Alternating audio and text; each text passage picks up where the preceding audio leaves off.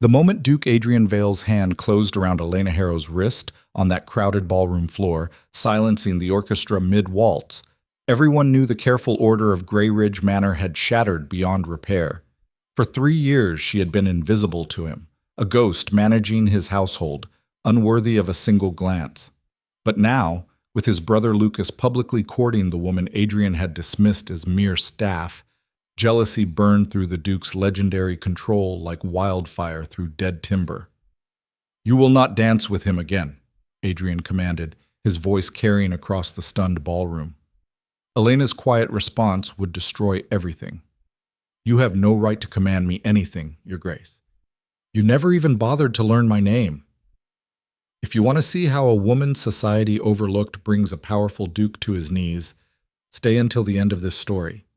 And tell us in the comments what city you're watching from. We love hearing from our viewers around the world. Don't forget to hit that like button. The rain came down in sheets that November afternoon, turning the gravel drive of Grey Ridge Manor into a river of mud and stone. Elena Harrow stood at the tall windows of the Dowager's sitting room, watching the Duke's carriage approach through the downpour, precisely as it did on the 15th of every month, like clockwork, like everything else in His Grace's carefully controlled world. "He's early by 7 minutes, the Dowager Duchess murmured from her chair by the fire, not looking up from her embroidery. "Mark it down, Elena dear. Adrian does so hate when his schedules slip." Elena pulled the household ledger closer, noting the time with the precise penmanship she'd cultivated over 3 years of invisible service. 2:53 p.m. The Duke preferred arrival at precisely 3 o'clock. Something must have pushed him. "Shall I have Mrs. Bramwell prepare tea for 3:15, Your Grace?" Elena asked, already knowing the answer. "You know my grandson better than he knows himself," the Dowager said, a trace of sadness in her weathered voice. 3:15 exactly. Earl Grey, no sugar, 1 precise slice of lemon. Heaven forbid we disrupt the order of things." Elena allowed herself the ghost of a smile as she rang for the housekeeper. After 3 years as companion to the Dowager Duchess of Grey Ridge, she had learned every rhythm of this great house, every preference of its inhabitants, every unspoken rule that governed its operation. She had also learned that to the current Duke, the cold, methodical Adrian Vale, who managed his estates with mathematical precision, she was utterly, completely invisible. The first time she'd met him, Elena had still possessed enough pride to be wounded by his dismissal. That was 3 years ago, shortly after she'd accepted the position as the Dowager's companion, when her world had already collapsed into ash and debt. She remembered it clearly, standing in this very room wearing her best remaining dress, a blue silk that had once been fine but showed the careful darning at the cuffs. The Dowager had introduced her formally. "Adrian, this is Miss Elena Harrow. Her father was Baron Harrow of Millbrook. She'll be serving as my companion." The Duke had looked up from the estate papers he was reviewing. His eyes, gray as a winter storm, had passed over her as if she were a piece of furniture, perhaps noting her existence the way one might note a new chair had been added to the room. "Very good, grandmother," he'd said, his attention already returning to his documents. "I trust you've negotiated appropriate wages with Bramwell." That was all. No greeting. No acknowledgement that she had once moved in the same social circles as his family, albeit at the periphery. No recognition that Baron Harrow's daughter, however reduced in circumstances, warranted even the minimal courtesy one might show a tradesman. To Duke Adrian Vale, Elena Harrow was simply another servant, and servants did not require his notice. The Dowager had squeezed Elena's hand that day, a gesture of quiet apology and understanding, but she'd said nothing. What could she say? Her grandson was the Duke. His word was law within these walls. Elena had learned to accept it. What choice did she have? Her father's debts had consumed everything, the modest estate, the livestock, even her mother's jewelry. Baron Harrow had died with his honor in tatters, leaving Elena alone at 21 with nothing but a good education, passable accomplishments in music and languages, and a name that was more liability than asset. The position at Grey Ridge had been salvation. The Dowager was kind. The work was meaningful. And if Elena had to endure being invisible to the house's master, well, she had endured worse. She had buried her father alone, standing in the rain at his grave, while creditors picked through the ruins of her childhood home. She could certainly endure being overlooked by a proud duke. The sounds of arrival echoed through the manor, horses stamping, servants rushing, the great front door opening with its distinctive creak. Elena moved to the corner of the sitting room to her usual chair near the window where she kept the household ledgers. The invisible corner, she called it privately, the space where she could observe everything while remaining beneath notice. The Duke's footsteps approached down the hall, measured, purposeful, exactly the same cadence as always. Elena kept her eyes on the ledger, her pen moving across the page as she recorded household expenditures. "Grandmother," Adrian's voice was cool and correct as he entered. "I trust you are well." "Well enough, though this rain plays havoc with my joints," the dowager replied. "You're early. Has something happened?" The roads were clearer than anticipated. A pause. Elena could picture him without looking up, tall and rigid in his perfectly tailored coat, dark hair immaculately groomed, every inch the proper Duke. "I bring news. Lucas is returning." The dowager's embroidery hoop slipped. "Your brother, after all this time?" "His ship docks in Portsmouth next week. He sent word requesting rooms be prepared at Grey Ridge." "How long will he stay?" He didn't specify. Adrian's tone carried a note of disapproval. "You know Lucas. He's never been one for proper planning." Elena's pen continued its steady movement across the page, though her attention had sharpened. She'd never met Lucas Vale. He'd been abroad for years, sent to the continent after some scandal the household servants still whispered about in corners. The black sheep brother, the charming disappointment, everything the controlled Duke Adrian was not. "That will be lovely," the dowager said warmly. "The house has been too quiet, too—" She paused, searching for the word. "Orderly?" Adrian supplied, with perhaps the faintest hint of humor. "I was going to say lonely, darling." Footsteps crossed to the fireplace. "I'll have Bramwell coordinate with—" Adrian paused, and for the first time Elena felt his attention turn toward her corner. "Who manages the household accounts now?" "Miss Harrow has managed them for the past 2 years," the dowager said. "She's tremendously efficient. The household has never run more smoothly." "I see." His tone suggested he saw nothing at all, registered nothing of importance. "Have her prepare Lucas's usual rooms, the blue suite in the east wing." "Miss Harrow is sitting right there, Adrian," the dowager said with gentle reproach. "You could address her directly." A pause. Elena kept her eyes on her ledger, her expression carefully neutral. She had long since learned that this moment of potential acknowledgement that inevitably led nowhere, was more uncomfortable than simple invisibility. "Miss Harrow," Adrian said formally, as if speaking to a particularly slow servant, "prepare the blue suite for my brother's arrival. He prefers morning light and the rose garden view. Ensure fresh linens, adequate firewood, and—" He paused, clearly trying to remember details about a brother he rarely saw. "Brandy. Lucas always preferred brandy." "Yes, Your Grace," Elena replied, her voice quiet and professional. "Will Mr. Vale require a valet?" "Lucas can manage his own affairs," Adrian said dismissively. "He's had years of practice." With that, he turned back to his grandmother, and Elena ceased to exist again. She listened to them discuss estate business, tenant concerns, repairs needed to the north cottage. The dowager tried several times to draw Elena into the conversation. She valued Elena's insights on household matters, but Adrian's responses to anything Elena contributed were perfunctory at best. Finally, the Duke took his leave, departing as precisely as he'd arrived. "I'm sorry, dear," the dowager said once his footsteps had faded down the hall. "My grandson is complicated." "He's the Duke," Elena said simply, closing the ledger. "He has important matters to attend to. I'm hardly significant in comparison." "You are significant to me," the dowager said firmly. "Never forget that. And perhaps—" She smiled with a hint of mischief. "Perhaps Lucas will prove more observant than his brother."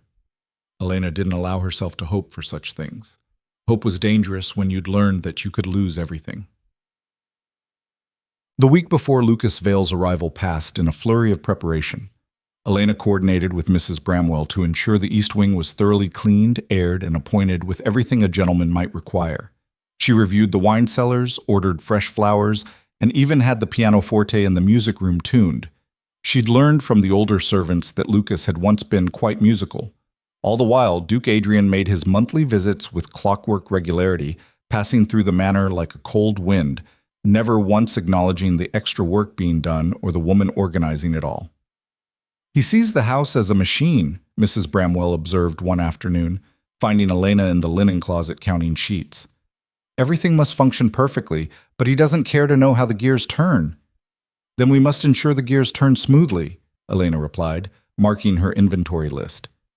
"You're too accepting of it, miss," the housekeeper said with motherly concern. "A young woman of your birth and breeding, reduced to counting linens and being treated like what I am?" Elena interrupted gently. "Mrs. Bramwell, I am grateful for this position. The Dowager is kind. I have a roof over my head and meaningful work. That's more than many in my situation can claim." "You deserve more than gratitude, miss. You deserve to be seen." But Elena had learned that what she deserved and what the world would give her were two entirely different things.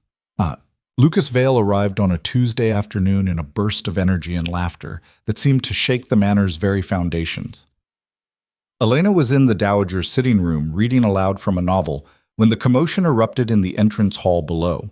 Shouts, laughter, what sounded like something crashing. The ordered piece of Grey Ridge shattered in an instant. "Good heavens," the Dowager said, setting aside her embroidery with undisguised delight. "That will be Lucas." Elena had never heard the manor sound so alive. They descended to find the entrance hall transformed into chaos. Trunks and cases scattered everywhere, servants running in all directions, and in the center of it all, a tall man with wind-swept dark hair, unfashionably tanned skin, and the brightest smile Elena had ever seen. "Grandmother!" Lucas swept across the hall and literally lifted the tiny Dowager off her feet in an enthusiastic embrace. "You're even more beautiful than I remembered." "Put me down, you scoundrel!" the Dowager laughed, delighted. "You're making a spectacle." "Making spectacles is my specialty," Lucas grinned, setting her down gently. "Along with arriving unannounced, disrupting perfect order, and generally horrifying my proper brother. Speaking of which, where's the Duke of Perpetual Disapproval?" "Adrian will arrive tomorrow for his monthly visit," the Dowager said. "And you'll be civil to him, Lucas. He's been managing everything in your absence." "Of course he has. Adrian manages everything, including, I suspect, to schedule his visits so thoroughly that spontaneity dies of loneliness." Lucas's eyes sparkled with mischief, then suddenly focused past his grandmother. "And who is this?"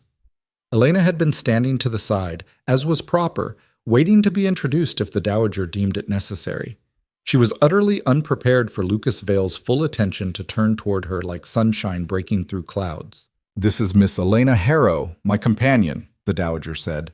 "Elena, my impossible grandson, Lucas." "Miss Harrow." Lucas crossed to her, and, to her complete shock, took her hand and bowed over it with genuine courtesy. Not the perfunctory nod a gentleman might give a servant, but a real acknowledgement. "I'm delighted to meet you. Any companion who can tolerate my grandmother's sharp wit must be remarkable indeed." "I heard that," the Dowager said dryly.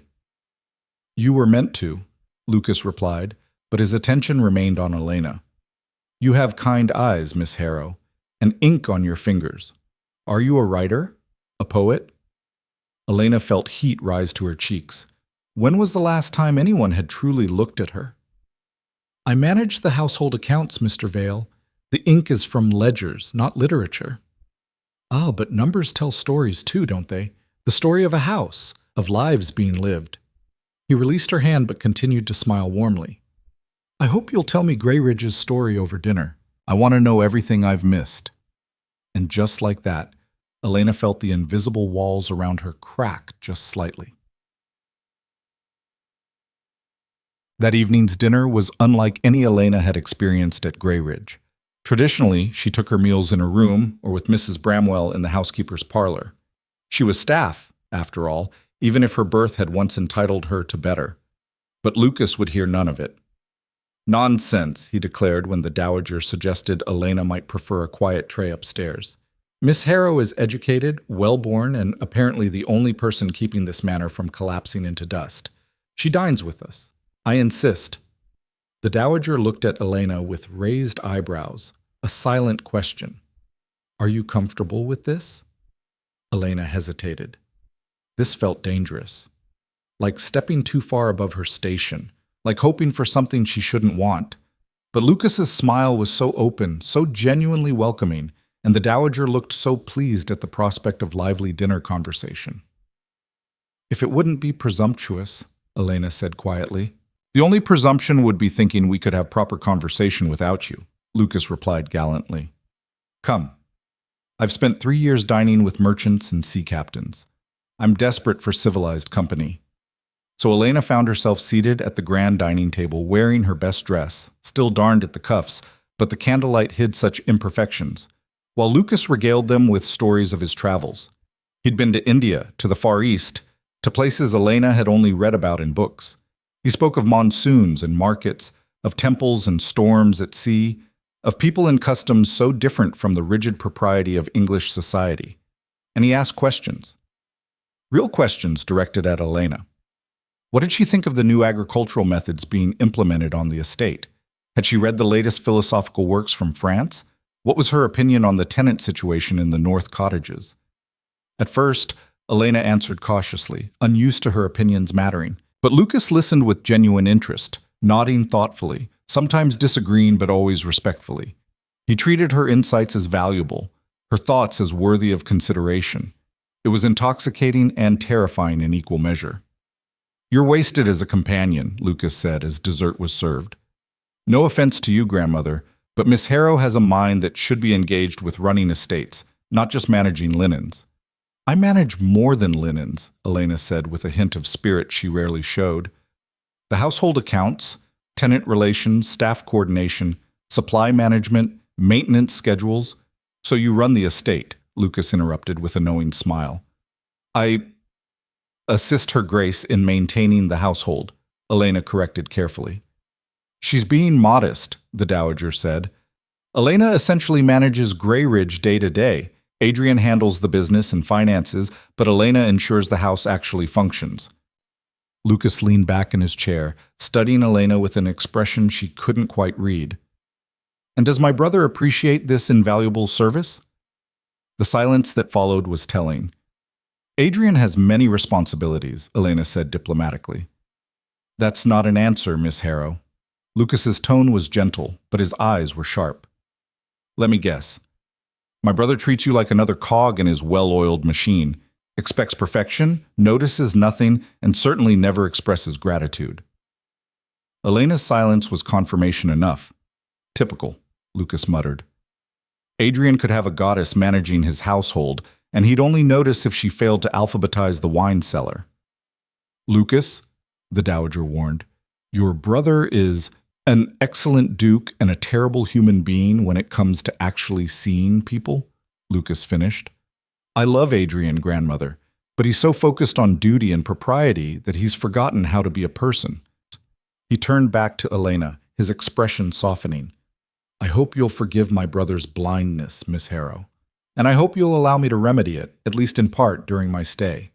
I would very much enjoy your company, proper conversation, perhaps walks in the garden if the weather permits. Grandmother tells me you're an accomplished pianist.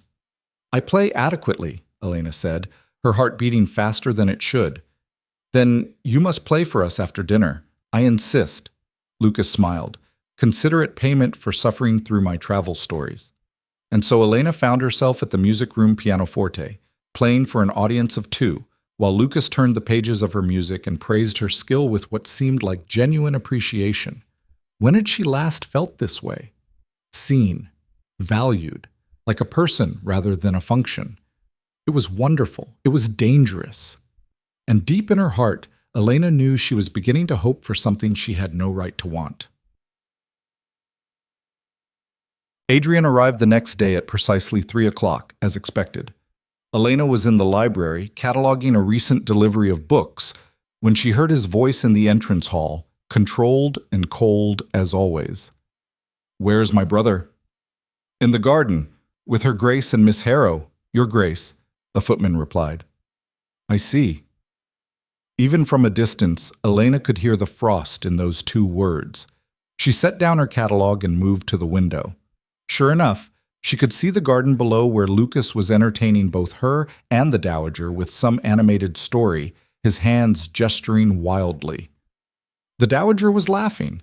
Elena was smiling, truly smiling, not the pleasant professional expression she usually wore. She looked happy. The thought struck her suddenly. When was the last time she'd looked happy? Miss Harrow. Elena turned to find Adrian standing in the library doorway. He must have entered silently. She hadn't heard him approach.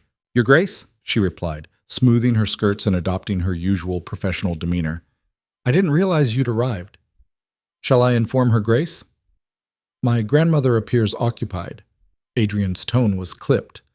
I wish to review the household accounts before the monthly assessment. Of course. Elena moved to the desk where she kept the ledgers. Everything is in order. Expenditures are actually below projections this quarter due to favorable arrangements with the details are in the ledger, I presume. Yes, Your Grace. Then I'll review them myself. He took the ledger from her hands without actually looking at her. You may return to whatever you were doing. I was cataloging the new books for the library, Elena said, her voice carefully neutral. Very industrious. His attention was already on the numbers. Carry on. Elena stood there for a moment, clutching her catalog notes, feeling the familiar wash of invisibility settle over her again. Outside, she could hear Lucas's laughter carrying through the open window. Inside, Adrian flipped through her carefully maintained accounts without a single word of acknowledgement. The contrast was stark and painful. She returned to her cataloging, working silently while the Duke reviewed her meticulous record-keeping. Finally, after what felt like an eternity, he spoke.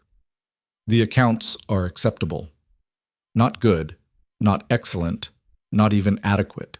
Acceptable. Thank you, Your Grace, Elena said quietly. My brother seems to be settling in well. Adrian's tone was studiedly casual, but something underneath wasn't. Grandmother appears pleased by his company. Mr. Vale has been very gracious, Elena replied, keeping her eyes on her catalog. Gracious. Adrian repeated the word as if testing it for hidden meaning. He's always been charming. It's his greatest talent and his greatest flaw. Elena said nothing. This felt like dangerous conversational territory. I trust he's been behaving appropriately? Adrian's voice had sharpened. Lucas can be familiar, especially with young women. It would be unfortunate if he made you uncomfortable.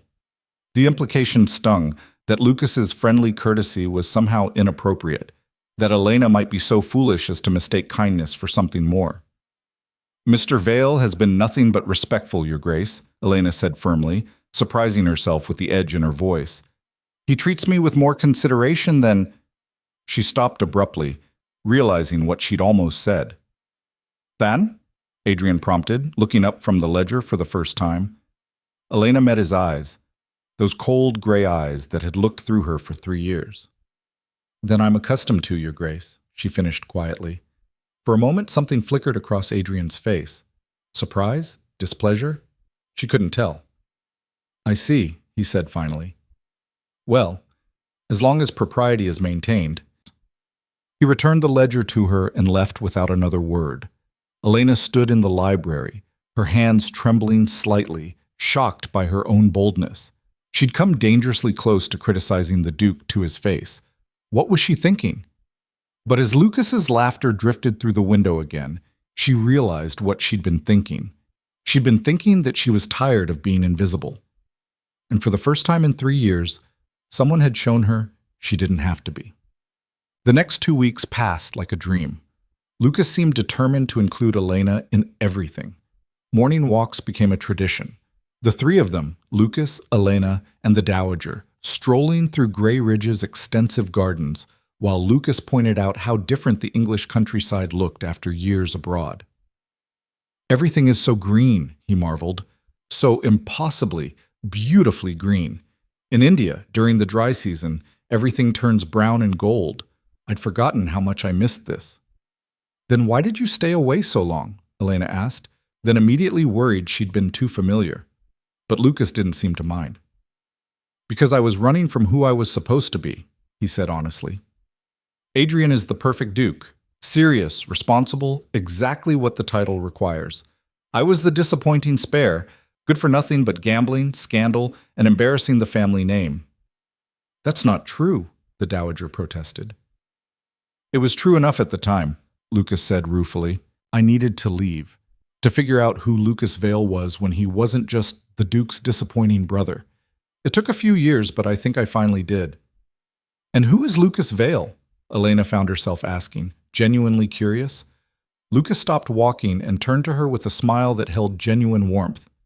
"Someone who's learning to see what matters, who's learning that adventure is wonderful, but connection is essential, that the world is vast and full of marvels, but there's something to be said for—" He gestured to the manor, the gardens, the gray English sky. "For home." Their eyes met, and Elena felt her breath catch. This was dangerous. She knew it was dangerous, but she couldn't seem to help herself. Adrian's monthly visits continued, and each time he arrived, Elena could feel the tension in the house shift. Lucas would make pointed comments about his brother's rigidity. Adrian would respond with thinly veiled criticism of Lucas's lack of responsibility. The Dowager would play peacemaker while Elena tried to remain invisible in her corner, but Lucas wouldn't allow it. "Miss Harrow, what do you think?" he'd ask, drawing her into conversations about estate management, politics, literature, everything. "Surely you have an opinion on modernizing the tenant cottages." And Elena would offer her thoughts, aware of Adrian's disapproval radiating from across the room like cold air from an open window. One evening, after a particularly tense dinner where the brothers had disagreed about nearly everything, Elena retreated to the music room. She often came here late at night when the house was quiet, playing softly to calm her thoughts. She was midway through a Mozart sonata when she became aware of someone in the doorway. Lucas. "I'm sorry," Elena said, stopping immediately. "I didn't mean to disturb anyone." "You didn't. That was beautiful." He crossed to the pianoforte. "May I?" She slid over on the bench, and he sat beside her, close enough that she could feel the warmth of him. "Play something with me?" he asked. They played a simple duet, stumbling at first, then finding their rhythm. Lucas laughed at his mistakes, encouraging Elena when she hit a wrong note. It was fun. When was the last time Elena had simply had fun? When the piece ended, they sat in comfortable silence, hands still resting on the keys. "Adrian doesn't deserve you," Lucas said quietly. Elena's heart stopped. "I don't know what you mean." "You manage his household, care for our grandmother, keep everything running perfectly, and he treats you like your furniture." Lucas turned to look at her, his expression serious. "You deserve to be seen, Elena, to be valued, to be—" "Lucas." Adrian's voice cut through the moment like a blade. Both Elena and Lucas turned to find the Duke standing in the doorway, his expression absolutely unreadable. "A word with you," Adrian said coldly. "In private." Lucas stood slowly, squeezing Elena's shoulder briefly. "Of course, brother." Elena sat frozen at the pianoforte as the brothers left, hearing their footsteps retreat down the hall, followed by the distant sound of a door closing firmly. She couldn't hear the argument that followed, but she didn't need to. She knew what it would be about. Her. And for the first time in 3 years, Duke Adrian Vale was being forced to notice her existence. Not because she was valuable, but because someone else valued her first. The realization hurt more than being invisible ever had. The next morning, Adrian appeared at breakfast, something he never did during his monthly visits. Elena was helping the Dowager with correspondence when he entered the morning room, looking like he'd slept poorly. "Good morning, Adrian," the Dowager said with some surprise. "You're up early." "I wanted to speak with Miss Harrow," Adrian said formally, "about the upcoming Christmas arrangements." Both Elena and the Dowager stared at him. "Christmas is 6 weeks away," the Dowager pointed out. "And proper preparation requires advanced planning," Adrian replied stiffly. "Miss Harrow, a moment of your time?" Elena glanced at the Dowager, who nodded encouragingly, though she looked as confused as Elena felt. She followed Adrian to the library, her heart pounding. What was this about? Had he decided to dismiss her? To forbid Lucas from speaking to her? Adrian closed the door and turned to face her. For the first time in 3 years, he really looked at her. Really, truly looked. Elena stood perfectly still, feeling exposed under that gray-eyed gaze, as if he were cataloging every detail he'd never bothered to notice before. The silence stretched. Finally, Adrian spoke. "How long have you been managing the household?" Of all the questions Elena had expected, this wasn't one of them. 3 years, Your Grace, since I arrived. And before that? Before that I was... Elena hesitated. I lived with my father, Baron Harrow, until his death. I remember now, Adrian said slowly. The debts, the scandal. That's why you came here. It wasn't a question, but Elena answered anyway. Yes. You had other options? Other positions available? No, Your Grace. The Dowager's offer was... It was everything. Adrian moved to the window, his back to her. My grandmother speaks highly of you. The household staff holds you in considerable respect. The accounts are flawlessly maintained, the estate runs smoothly, and I've never once had to concern myself with domestic matters because everything is always perfect. Thank you, Your Grace. That wasn't a compliment, Miss Harrow. He turned back to her. It was an acknowledgement of how thoroughly I've failed to notice any of it. Elena's breath caught. Was the Duke actually... My brother has a talent for pointing out my shortcomings.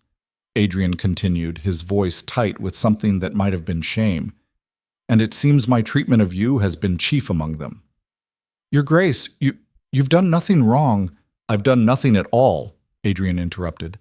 That's rather the problem. You've served this household with dedication and intelligence for 3 years, and I've never once acknowledged your value. I've treated you as I would any other servant, when you are clearly... He paused, seeming to struggle for words. When you clearly deserve better. Elena didn't know what to say. This strange, stilted, almost apology from the cold Duke was so unexpected that she felt completely off balance. I wanted you to know, Adrian said formally, that I recognize my error. Going forward, I will endeavor to be more aware. That's very kind, Your Grace. It's not kind, it's merely correct. He straightened his shoulders, retreating back into ducal formality. Now, about Christmas, I assume you have preparations well in hand? Yes, Your Grace. Very good. Carry on. He left. Elena stood alone in the library, trying to process what had just happened. The Duke had noticed her. Actually noticed her, but only because his brother had valued her first. The hollow feeling in her chest told her exactly what she'd already known. Adrian Vale's newfound awareness had nothing to do with her worth and everything to do with his pride. She was still invisible. She'd just become invisible in a way that threatened his control. And that, Elena realized with growing dread, might be even more dangerous than being overlooked. Adrian's awkward acknowledgement changed nothing and everything simultaneously. He still arrived at precisely 3 o'clock for his monthly visits. He still reviewed the accounts with clinical detachment, but now there were moments, brief, uncomfortable moments, where his eyes would find Elena across a room, as if he were trying to solve an equation that refused to balance. She hated it. The invisibility had been easier. This new awareness felt like being examined under glass, catalogued and assessed but not truly seen, not the way Lucas saw her. Lucas, who continued to seek her company with an enthusiasm that set the household staff whispering and made Adrian's jaw tighten every time he witnessed it. 3 weeks after that strange conversation in the library, Elena found herself in the Dowager's sitting room, reviewing invitations for the upcoming Christmas season when Lucas burst in with his usual infectious energy. There you are. I've been searching everywhere. Come riding with me. Elena looked up from the correspondence, startled. Mr. Vale, I have responsibilities, which will still be here in 2 hours, Lucas interrupted cheerfully. It's a beautiful afternoon, and you've been cooped up inside for days. Grandmother, tell her she deserves a respite. The Dowager peered over her embroidery with thinly veiled amusement. Elena does work too hard. A ride might do you good, dear. I haven't ridden in years, Elena protested. Not since... She stopped. Not since her father's horses had been sold to pay his debts. Not since everything had been taken. Then it's past time, Lucas said firmly. I'll have the groom saddle Moonlight. She's gentle as a lamb. Please, Elena, indulge me. The use of her first name, warm and familiar, made something flutter in Elena's chest. Dangerous. This was so dangerous. But she was tired of being safe. Give me 20 minutes to change, she heard herself say. Lucas's smile could have lit the entire manor. The afternoon was crisp and clear, the kind of autumn day that made the English countryside look like a painting.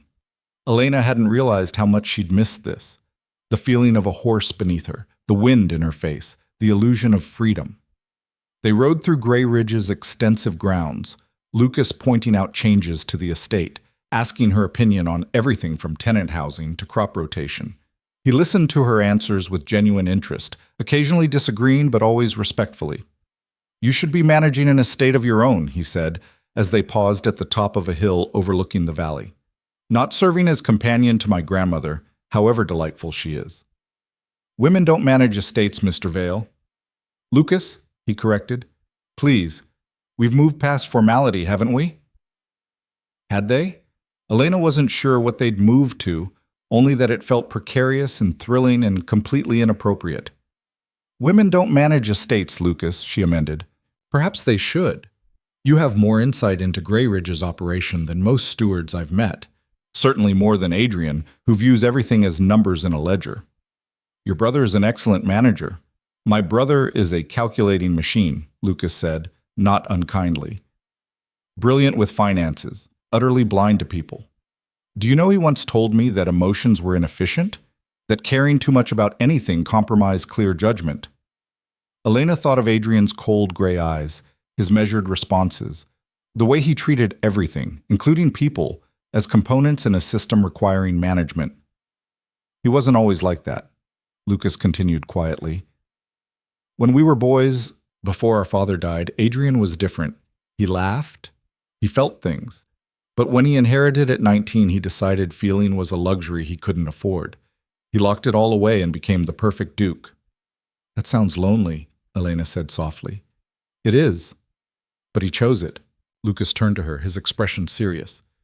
You don't have to choose invisibility, Elena. You deserve to be seen, to be valued for who you are, not just what you do. And who am I? The question escaped before she could stop it. Lucas reached over and took her hand. Someone remarkable. Someone brilliant and kind and stronger than she knows. Someone who survived loss and humiliation with grace. Someone who deserves... Lucas, don't. Elena pulled her hand back, though it cost her. Whatever you think you see, I'm not... I can't. Can't what? Can't allow myself to hope for things that aren't possible. The words came out raw and honest. I'm the penniless daughter of a disgraced baron, serving as companion to your grandmother. You're the Duke's brother. Even acknowledging whatever this is between us would be what society expects us to ignore, Lucas finished. I know, but I've spent 3 years learning that society's expectations are often nonsense. Birth and rank matter far less than character. And you, Elena Harrow, have more genuine character than any titled lady I've ever met. Elena's throat tightened with emotion she couldn't afford to feel. You're kind, but kindness doesn't change reality. Then perhaps reality needs changing. Before she could respond, a voice cut across the hillside like a whip crack. How touching! They both turned to find Adrian on horseback, having approached silently. His face was a mask of cold fury barely contained beneath ducal composure. Brother, Lucas said with forced lightness, we didn't hear you approach. Clearly, Adrian's eyes fixed on Elena with an intensity that made her feel stripped bare. Miss Harrow, my grandmother sent me to find you. She requires your assistance with the evening arrangements. It was a lie. They all knew it was a lie. Of course, Your Grace, Elena said, keeping her voice steady. I apologize for my absence. She turned her horse back toward the manor, but Adrian's voice stopped her. Lucas, a word, in private. Elena doesn't need to leave for us to converse, Lucas replied coolly. I insist. The brothers stared at each other, tension crackling between them like lightning before a storm. Elena made the decision for them. I should return regardless. Thank you for the ride, Mr. Vale. She rode away, but not before catching Lucas's whispered words, "We're not finished discussing this." The response that followed her down the hill was Adrian's voice, cold and absolute. "Yes, Lucas, you are. Tab." Elena expected consequences. Dismissal, perhaps, or at minimum, a formal reprimand about inappropriate fraternization. What she didn't expect was for Adrian to begin appearing at Grey Ridge more frequently, not just for his monthly visits, but randomly, unscheduled, often at times when Lucas was likely to be in Elena's company. "The Duke is in the library again," Mrs. Bramwell observed one afternoon, her tone laden with meaning. "Third unscheduled visit this week. Most unusual." Elena kept her attention on the menu she was planning. "His Grace has every right to visit his own property." "Of course he does, miss, but he never has before. Not like this." The housekeeper paused. "The staff is talking, you know, about you and Mr. Lucas." Elena's pen stilled on the page. "There is nothing between Mr. Lucas and myself." "Perhaps not, but there could be, and everyone sees it, including His Grace." "The Duke's concerns are his own business, Mrs. Bramwell.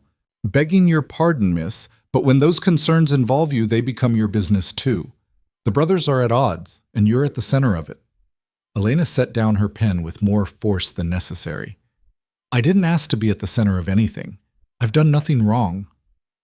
"No one's saying you have, dear, but sometimes being innocent doesn't protect you from getting hurt." The housekeeper left, and Elena sat alone with that uncomfortable truth. She was caught between two brothers, one who had never seen her until someone else did, and one who saw her too clearly for both their good. There was no safe outcome here. The situation came to a head at dinner 3 nights later. The Dowager had insisted on a formal meal with all 4 of them: herself, Adrian, Lucas, and Elena. The atmosphere was so tense that even the servants moved nervously, eager to escape the dining room between courses. "Elena was telling me about her ideas for the tenant cottages," Lucas said, deliberately including her in conversation as Adrian's jaw tightened. "She believes we could improve conditions significantly with minimal investment." "Miss Harrow's insights on household management are always valuable," Adrian said stiffly. "Household management?" Lucas's tone sharpened. "She's talking about structural improvements, crop rotation consultation, and education programs for tenant children. That's estate management, brother, the kind you're supposedly responsible for." "I'm well aware of my responsibilities," Adrian replied icily. "Are you? Because you seem to have missed what's been happening under your nose for 3 years. "Lucas," the Dowager warned. But Lucas ignored her, his attention fixed on Adrian. "When was the last time you actually spoke to the tenants, walked the fields, understood what's needed beyond what appears in your precious ledgers?" "I manage this estate efficiently. You manage numbers. Elena manages people. There's a difference." Adrian's hand tightened on his wine glass. "You presume to lecture me on estate management after abandoning your responsibilities for 3 years? At least I see what's in front of me." "Enough!" The Dowager's voice cracked like a whip. "Both of you will cease this instant." Silence fell, broken only by the crackling of the fire. Elena kept her eyes on her plate, feeling like a bone being fought over by 2 dogs. The humiliation of it burned in her chest. "If you'll excuse me," she said quietly, standing. "I'm not feeling well." She left before anyone could stop her, their voices rising in argument again behind her. In the hallway, she leaned against the wall, breathing hard, trying to control the emotions threatening to overwhelm her. Footsteps approached. She looked up to find Adrian standing there, having followed her from the dining room.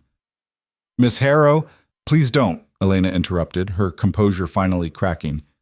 "Whatever this is, whatever game you and your brother are playing, I want no part of it."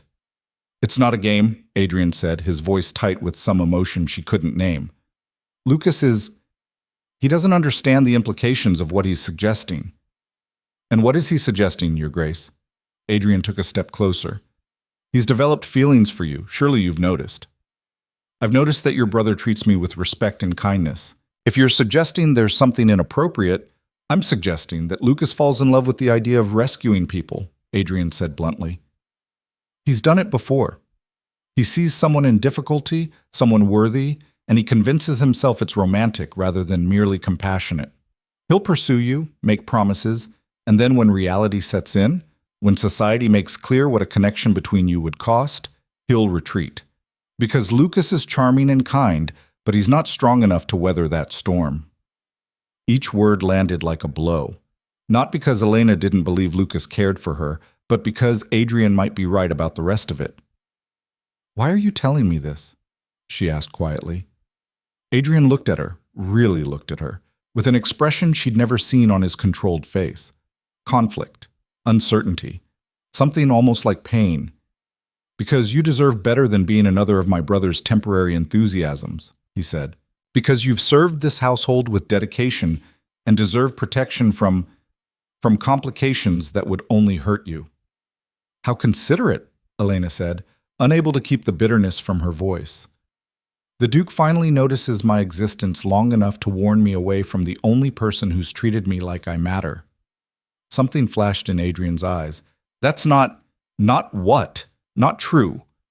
Elena found courage she didn't know she possessed. "You've looked through me for 3 years, Your Grace. You've never once acknowledged my worth, my intelligence, or my contributions to your household. And now, because your brother sees value in me, suddenly I'm worth your attention? Worth protecting?" "Elena." The use of her first name shocked them both. Adrian looked as startled as she felt, as if the familiarity had escaped without permission. "Miss Harrow," he corrected stiffly. "I'm trying to prevent you from being hurt."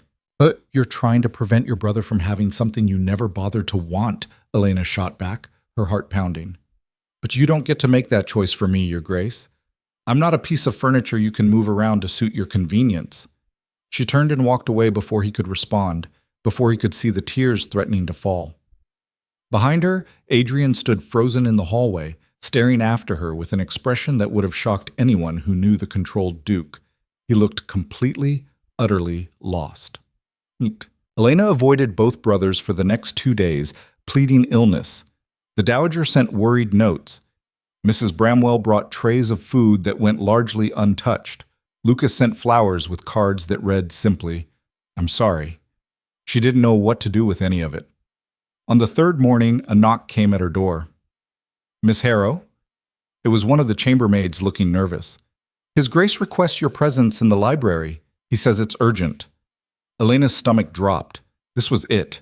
He was dismissing her, sending her away from Greyridge, from the only stability she'd known in years. She dressed carefully in her plainest dress, armoring herself with dignity if nothing else. The library was empty when she arrived. She stood in the center of the room, waiting, trying to prepare herself for whatever was coming. When Adrian entered, he looked different somehow.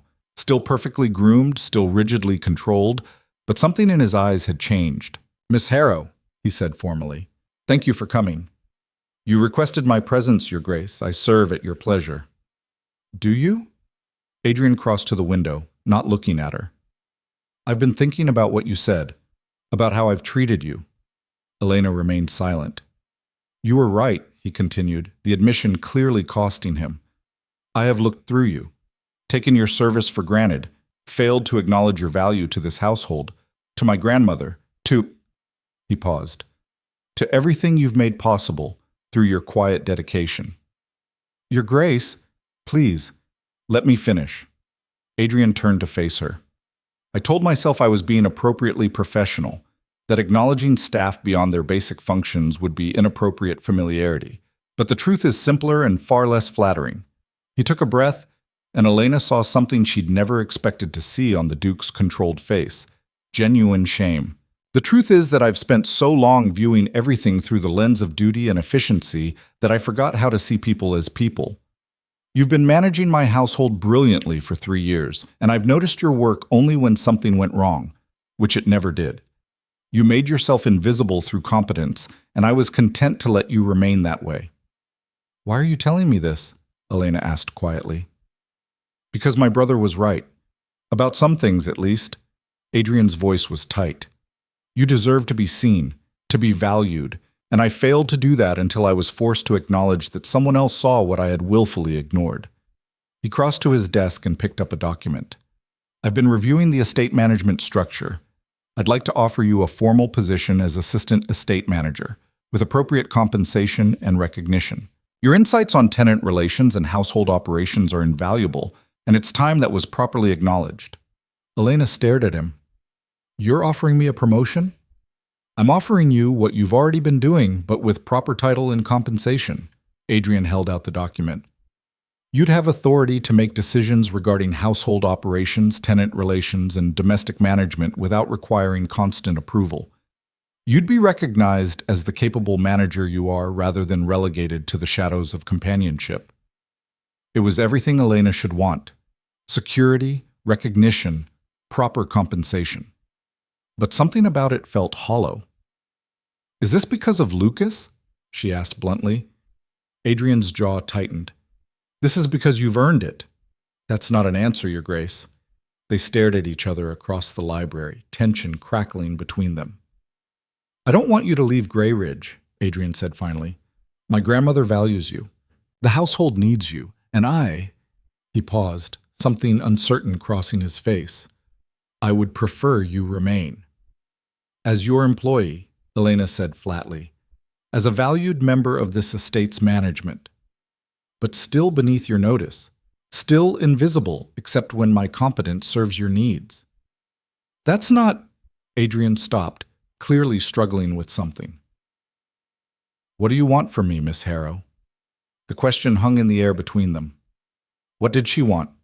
To be seen, yes, to be valued. But Adrian was offering her that now, wasn't he? On his terms, within the rigid structure of his controlled world. It wasn't enough. But what else could there be? I want— Elena started, then stopped, realizing she couldn't say what she truly wanted. She couldn't say that she wanted to matter beyond her usefulness, that she wanted someone to care about Elena Harrow the person, not just the efficient household manager, that she was tired of surviving and wanted to live. I need time to consider, she said instead. Adrian nodded stiffly. Of course. Take whatever time you require. As she turned to leave, his voice stopped her. For what it's worth, Miss Harrow, I'm sorry. For my blindness, for my failures in this regard. Elena looked back at him, this powerful duke who commanded estates and wealth but seemed utterly at a loss in this moment.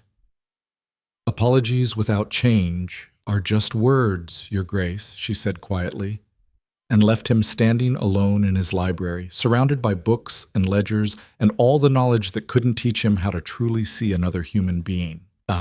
That evening, Lucas found her in the music room. I've made a decision, he announced, his usual cheerfulness subdued. I'm leaving Grey Ridge. Elena's hand stilled on the piano keys. What? I'm making things worse by staying, Lucas said, sitting beside her on the bench. Adrian and I haven't fought like this since we were boys. Grandmother is distressed, and you— He turned to her with regret in his eyes. You've become collateral damage in our brotherly competition. That was never my intention. Lucas, let me finish, please.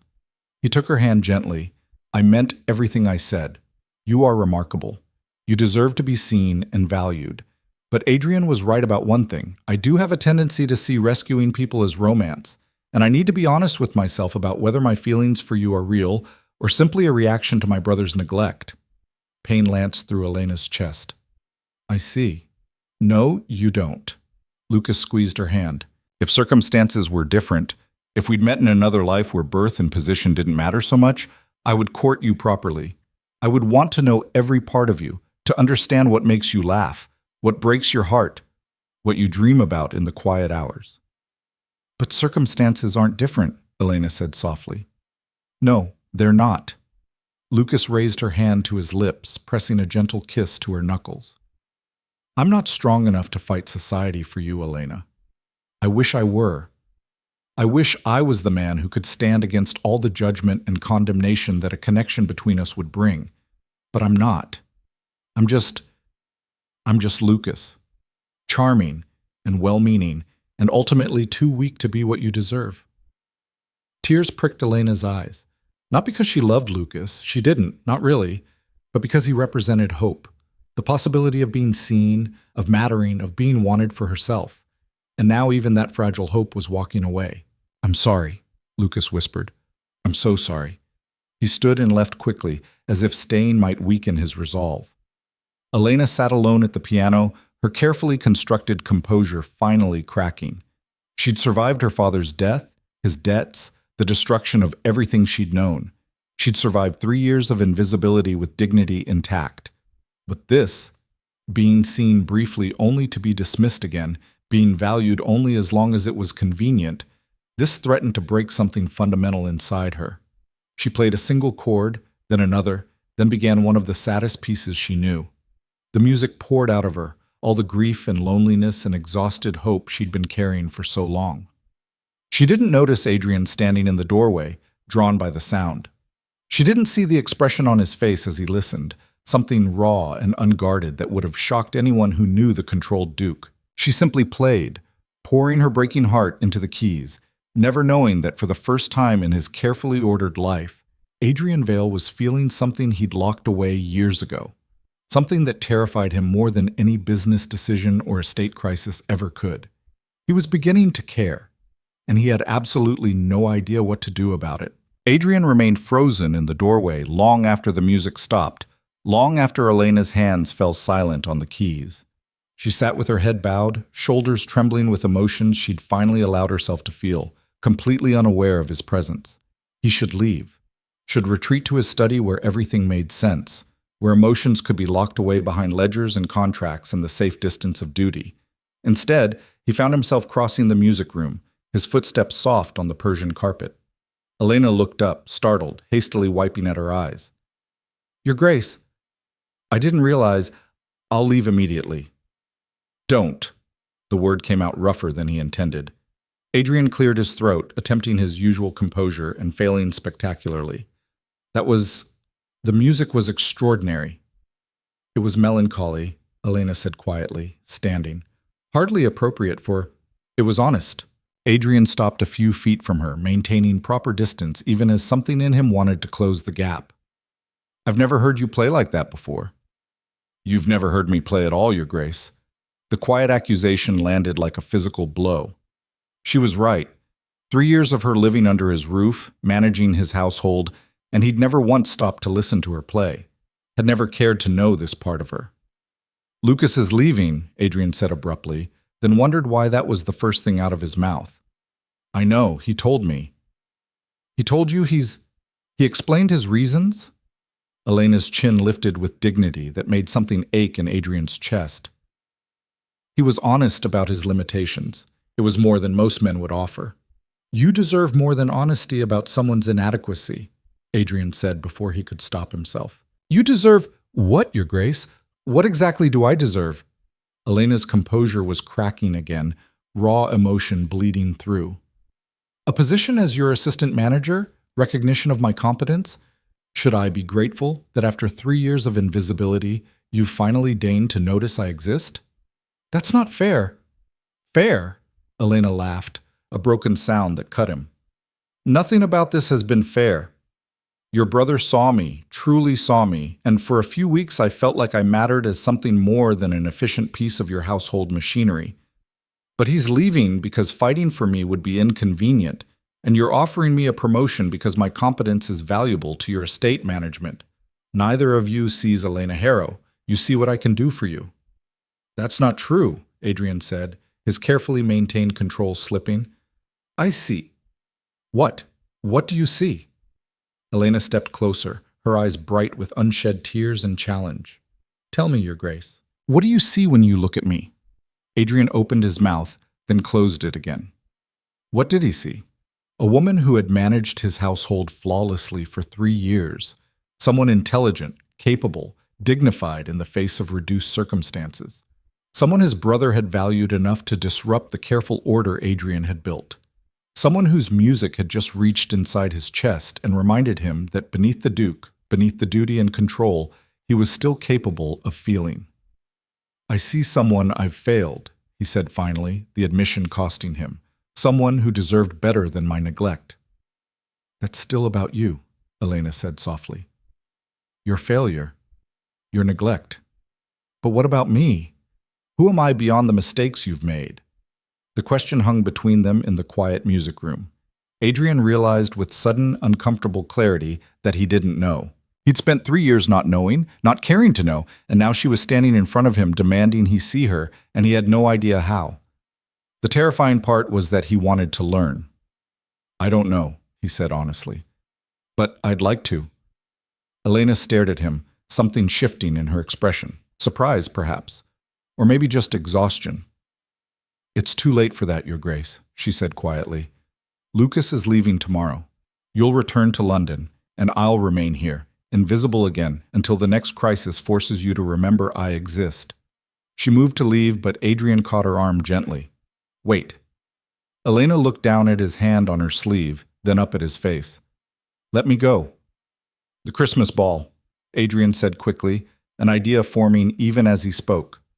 "Grandmother hosts it every year. It's 3 weeks away." "I'm aware. I've been organizing it." "Attend as a guest, not as staff, as—" He searched for the right word. "As yourself." Elena pulled her arm free. "I'm the companion to the Dowager, Your Grace. I'm not—" "You're the daughter of Baron Harrow," Adrian interrupted. "However reduced your circumstances, your birth entitles you to attend as a guest. Grandmother would be delighted. The other guests would be scandalized. Let them be scandalized." Adrian was committed to this now, though he couldn't entirely explain why it felt so important. "You've spent 3 years invisible. One night, be seen, properly seen." "Why?" Elena asked bluntly. "What purpose does this serve?" Adrian didn't have a good answer. He only knew that the thought of her remaining in the shadows, slowly dimming like a candle burning down, made something in his chest constrict painfully. "Because you deserve it," he said simply. "And because I'd like the opportunity to see who Elena Harrow truly is when she's not managing my household or hiding in invisible corners." Elena studied him for a long moment, her expression unreadable. Finally, she shook her head. "I have nothing appropriate to wear to such an event." "That can be arranged." "No." Her voice was firm. "I won't accept charity, Your Grace. I've maintained my dignity this long. I won't compromise it now." "It wouldn't be charity. It would be appropriate compensation for 3 years of what? Being overlooked?" Elena's smile was sad. "You can't purchase absolution for your neglect by dressing me up like a doll, Your Grace. That's not how this works." She left before he could argue further. Adrian stood alone in the music room, frustrated and confused and feeling things he'd spent years learning not to feel. He'd made a mess of this, of everything. But somewhere beneath the frustration, a determination was building. Elena Harrow thought she would remain invisible, thought this was how her story would end. She was wrong. He just had to figure out how to prove it. The next morning, Lucas departed for London amid tearful farewells from the Dowager and carefully maintained civility between the brothers. "Take care of her," Lucas said quietly as their carriages were being loaded, his voice low enough that only Adrian could hear. "I don't need your instructions on—" "Yes, you do," Lucas interrupted. "Because you're brilliant at managing estates and terrible at seeing people. Elena Harrow is extraordinary, Adrian. Don't let your pride or your fear blind you to that until it's too late." "My fear?" Adrian bristled.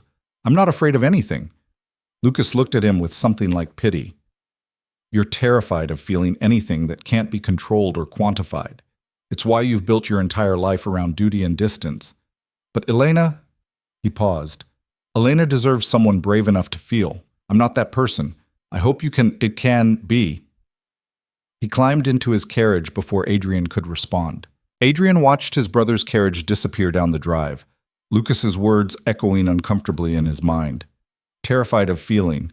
It was absurd. It was also possibly true.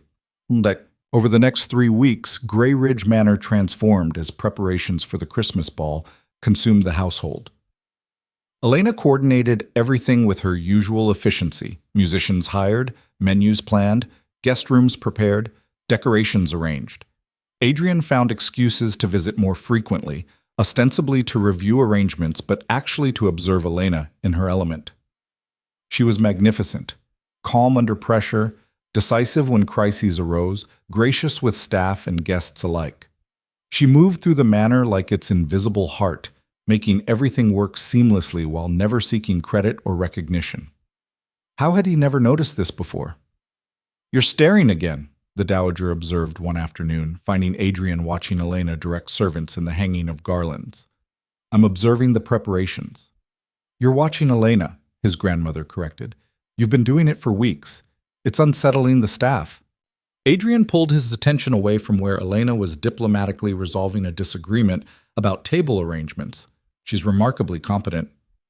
She's been remarkably competent for 3 years. You're just now noticing. The dowager studied him with eyes that saw too much. What changed, Adrian? Lucas saw her first, Adrian admitted, and I realized I'd been blind. And now? Now I don't know what I'm doing, Adrian said, the confession uncomfortable. I'd like to make amends for my neglect, but everything I do feels insufficient or inappropriate. Have you considered simply talking to her? As a person, not as the Duke issuing directives? We talk.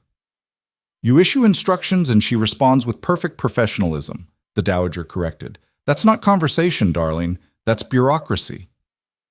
Adrian watched Elena move to the next room, her efficiency never flagging, her calm never breaking.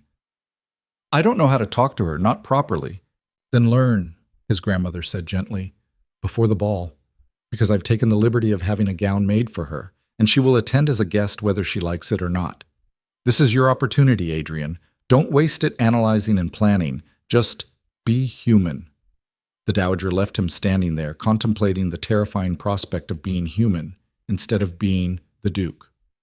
Yeah, the night before the ball, Elena was in her room reviewing final arrangements when a knock came at her door. Miss Harrow? It was the dowager's lady's maid carrying an enormous dress box. Her Grace requests you try this on. She wants to ensure the fit is perfect. Elena stared at the box. I told her Grace I wouldn't. She said you'd protest. She also said I'm to inform you that this is a gift from a grandmother to someone she considers family, and refusing would hurt her feelings terribly. The maid smiled. She knows you quite well, miss. Trapped by affection and obligation, Elena allowed the maid to help her into the gown. It was beautiful, deep emerald silk that brought out the color of her eyes, cut in the latest fashion but with elegant simplicity that suited her. No excessive ornamentation, no desperate grasp at status, just quality and understated grace. Elena barely recognized her reflection. You look beautiful, miss, the maid said warmly. Her Grace has excellent taste. A second knock at the door. This time, the dowager herself appeared. Perfect, she declared, her eyes bright with emotion. Oh, Elena, you look perfect. Your Grace, I can't accept. You can and you will, the dowager interrupted firmly.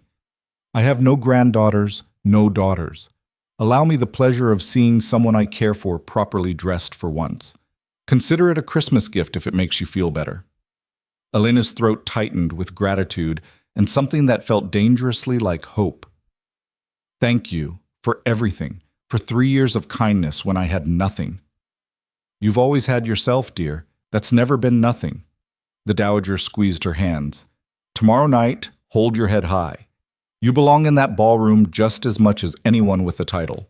More, perhaps, because you've earned your place through character rather than inheritance. After the dowager left, Elena stood alone in her room, wearing a gown she'd never dreamed of owning, preparing to attend a ball where she'd be seen rather than invisible. It was terrifying. It was also thrilling. For the first time in years, Elena Harrow allowed herself to wonder, what if? What if she could be more than invisible? What if she could claim space in the world rather than just surviving in its margins? Tomorrow night, she would find out. The ballroom at Grey Ridge Manor blazed with light from hundreds of candles. The December cold held at bay by massive fireplaces and the press of elaborately dressed bodies. The cream of Kent society had gathered, landed gentry, minor nobility, wealthy merchants seeking connections, all glittering in their finest. Elena descended the grand staircase with her heart hammering against her ribs. Conversations faltered as people noticed her. Whispers rippled through the crowd like wind through grass. Who is that? The dowager's companion, I believe. Harrow. Baron Harrow's daughter. I heard the family lost everything. What's she doing here dressed like that? Elena kept her chin high, her expression serene, even as every whisper felt like a small cut. She'd known there would be talk. She'd prepared herself for judgment. What she hadn't prepared for was the expression on Adrian's face when he saw her. The Duke stood near the orchestra, engaged in conversation with several important guests. But the moment Elena appeared, his attention fixed on her with an intensity that made her breath catch. He crossed the ballroom toward her, guests parting automatically for the Duke, his gray eyes never leaving her face. "Miss Harrow," he said when he reached her, and his voice carried a note she'd never heard before. "You look presentable," Elena supplied, falling back on self-deprecation as armor. "Extraordinary," Adrian corrected quietly. "You look extraordinary." Before Elena could respond, another voice cut in. "Miss Harrow, how delightful to see you properly attired for once." Lady Pemberton, a sharp-tongued matron who'd visited Greyridge occasionally, approached with a smile that didn't reach her eyes. "Though I must say it's unusual for the help to attend as guests." However did the Dowager allow such a breach of propriety? The ballroom quieted around them, guests sensing drama. Elena felt Adrian stiffen beside her. "Lady Pemberton." "I'm here at Her Grace's invitation," Elena said calmly, not allowing the woman's venom to show. "As is anyone else in this room." "Of course, dear. It's simply that one does like to maintain certain standards. Society has rules for a reason, doesn't it? When we start blurring the lines between staff and guests, well..." Lady Pemberton's smile sharpened. "Where does it end?" "It ends," came the Dowager's voice, cutting across the tension like a knife, "with respect for anyone I choose to invite to my home. Elena is my guest tonight, Lady Pemberton. If you find that objectionable, you're welcome to leave." The old woman's authority was absolute. Lady Pemberton paled, stammered an apology, and retreated. But the damage was done. The entire ballroom now knew that Elena was other, different, someone who didn't quite belong despite the beautiful gown and the Dowager's protection. "Ignore her," the Dowager said quietly, taking Elena's arm. "Half these people are here because their families bought their way into society 3 generations ago. At least your father earned his title through service rather than commerce." But Elena could feel the weight of judgment pressing down on her from all sides. This had been a mistake. Beautiful gown or not, she didn't belong here. She was about to excuse herself when the orchestra struck up a waltz, and Adrian appeared at her elbow. "Miss Harrow," he said formally, loudly enough to be overheard by nearby guests. "Would you do me the honor of this dance?" The ballroom went silent. The Duke, dancing with the Dowager's companion.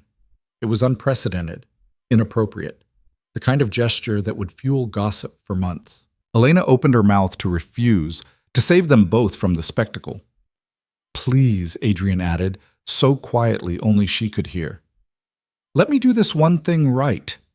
His eyes held something she'd never seen there before. A plea. A vulnerability the controlled Duke never showed. Elena placed her hand in his. The ballroom erupted in whispers as Adrian led her onto the dance floor. His hand settled at her waist, proper but warm. Her hand rested on his shoulder, acutely aware of the strength beneath the perfectly tailored coat. They began to move, and Elena was grateful for the dancing lessons her father had insisted on years ago. At least she wouldn't embarrass herself completely. "You're very brave," Adrian said as they turned. "I'm terrified," Elena admitted. "So am I." She looked up at him, startled. "The Duke is afraid of a waltz?" "The Duke is afraid of making this worse for you," Adrian said honestly. "But I couldn't stand by and watch them cut you down. Not when you've shown more courage by simply walking into this room than most of these people have demonstrated in their entire lives." Something warm bloomed in Elena's chest, dangerous and wonderful. "Why are you doing this?" she asked. "The dance, the recognition. Why now?" Adrian was quiet for a moment, guiding her through a turn. "Because Lucas was right. I've been blind. And because watching you walk down those stairs tonight, seeing you hold your head high despite knowing you'd face judgment, I realized you're the strongest person I've ever met. And I've spent 3 years overlooking that strength." Adrian. The use of his name without his title hung between them, intimate and forbidden. "I know I have no right to ask this," Adrian continued. "But when this dance ends, don't run, don't hide, stay visible. Let them see who you truly are." And who am I? Someone remarkable. Someone who deserves to be seen. The music swelled around them, and Elena found herself leaning slightly closer, drawn by something she didn't dare name. They completed the dance in silence, but it was a comfortable silence now, charged with possibility. When the music ended, Adrian escorted her from the floor. But before they reached the edge of the crowd, another voice rang out. "I say, Vale, you must allow others a turn with your lovely partner." Lord Ashford, a jovial gentleman in his 50s, approached with a friendly smile. "Miss Harrow, would you honor me with the next dance?" Elena glanced at Adrian, uncertain. He nodded slightly, releasing her hand. And so it began. One dance became two, then three. Lord Ashford passed her to his nephew, who passed her to a friend. Not all the guests were as welcoming. Some maintained their disapproving distance, but enough of them followed Adrian's lead that Elena found herself genuinely enjoying the evening. She was dancing with a young gentleman named Mr. Crawford, discussing estate management of all things, when she noticed Adrian standing at the edge of the ballroom. He wasn't alone. Lucas had returned, and he wasn't alone either. He'd brought guests. 3 young ladies of impeccable breeding and obvious beauty, daughters of an earl, clearly invited as potential matches for the Duke's brother. The dowager looked shocked. Adrian looked furious. And Elena felt something sharp lodge in her chest as she watched Lucas laugh with the beautiful ladies, as if his departure and his speeches about Elena's worth had been nothing but temporary sentiment. The music ended. Mr. Crawford escorted her from the floor, thanking her for the dance. Elena moved toward the refreshment table, needing a moment to collect herself, when another gentleman approached. "Miss Harrow, I don't believe we've been introduced. Sir Geoffrey Hampton." The man was handsome, well-dressed, with an easy smile that didn't quite reach his eyes. "Mr. Hampton," Elena replied politely, "I've been admiring you all evening. The Duke's household is fortunate to have such capable management." Something in his tone made Elena's skin prickle. "You're too kind." "Not kind. Observant." He moved slightly closer, too close. "I've been looking for someone precisely like you, actually. Competent, discreet, well-bred, but reduced in circumstances. I have a proposition that might interest you. I'm quite satisfied with my current position as mistress of my household in London," Hampton continued as if she hadn't spoken. "I'm recently widowed, you see. I need someone to manage domestic affairs, someone who understands her place but has the intelligence to run things smoothly. The compensation would be generous." Understanding crashed over Elena. He wasn't offering employment. He was offering something far more insulting. "I think you misunderstand my position, sir," she said coldly. "On the contrary, I understand it perfectly. You're the impoverished daughter of a disgraced baron, playing at being gentry while serving as a companion. But we both know you're desperate for security. I'm offering you comfort, protection, a London address. All you'd need to do is mind his household and warm his bed." Adrian's voice cut across Hampton's words like ice. "That's what you're suggesting, isn't it, Hampton?" The Duke appeared beside Elena, his expression absolutely terrifying in its controlled fury. Hampton paled. "Your Grace, You merely insulted a lady under my grandmother's protection in my family's home," Adrian said, his voice deadly quiet. "You will leave, now. And if I hear that you've approached Miss Harrow again, or that you've spread any gossip about her character, I will ensure that every door in society closes to you. Am I understood?" Hampton fled. Elena stood frozen, humiliation burning through her. This was what they all thought. This was what being visible meant, being seen as prey rather than person. "Elena," Adrian said gently. "Don't let him—" "This was a mistake," Elena interrupted, her voice shaking. "I should never have come. I should never have thought I could be anything other than what I am." "What you are is what, Adrian? What am I?" Elena's composure finally shattered completely. "To you, I'm the efficient manager you finally noticed. To Lucas, I was a temporary enthusiasm. To Hampton, I'm a desperate woman available for the right price. And to everyone else in this ballroom, I'm the charity case dressed up to play at being one of them." "That's not true." "Isn't it?" Elena gestured at the ballroom where whispers and stares followed her every move. "Look at them. They're all wondering the same thing Hampton had the gall to say out loud. Why is the companion here? What does she want? What is she trying to prove? She turned to leave, to escape to her room and the blessed invisibility that at least protected her from this when chaos erupted. A scream, the sound of shattering glass. One of the massive crystal chandeliers had torn free from its moorings, crashing down onto the dance floor exactly where Elena had been standing moments before. Guests scattered in panic. Someone was injured, several people from the sounds of crying. In the chaos, Elena didn't freeze. Years of managing crises took over.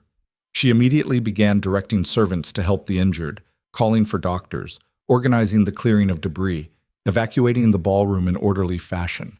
She moved through the panic with calm efficiency, her own humiliation forgotten in the face of genuine emergency. Adrian watched her take control of the situation with something like awe. While titled ladies screamed and fainted while gentlemen stood paralyzed, Elena Harrow directed the response like a general commanding troops. This was who she was, not someone's charity case, not a desperate woman to be preyed upon. A leader, strong, capable, invaluable. The crisis was contained within 20 minutes.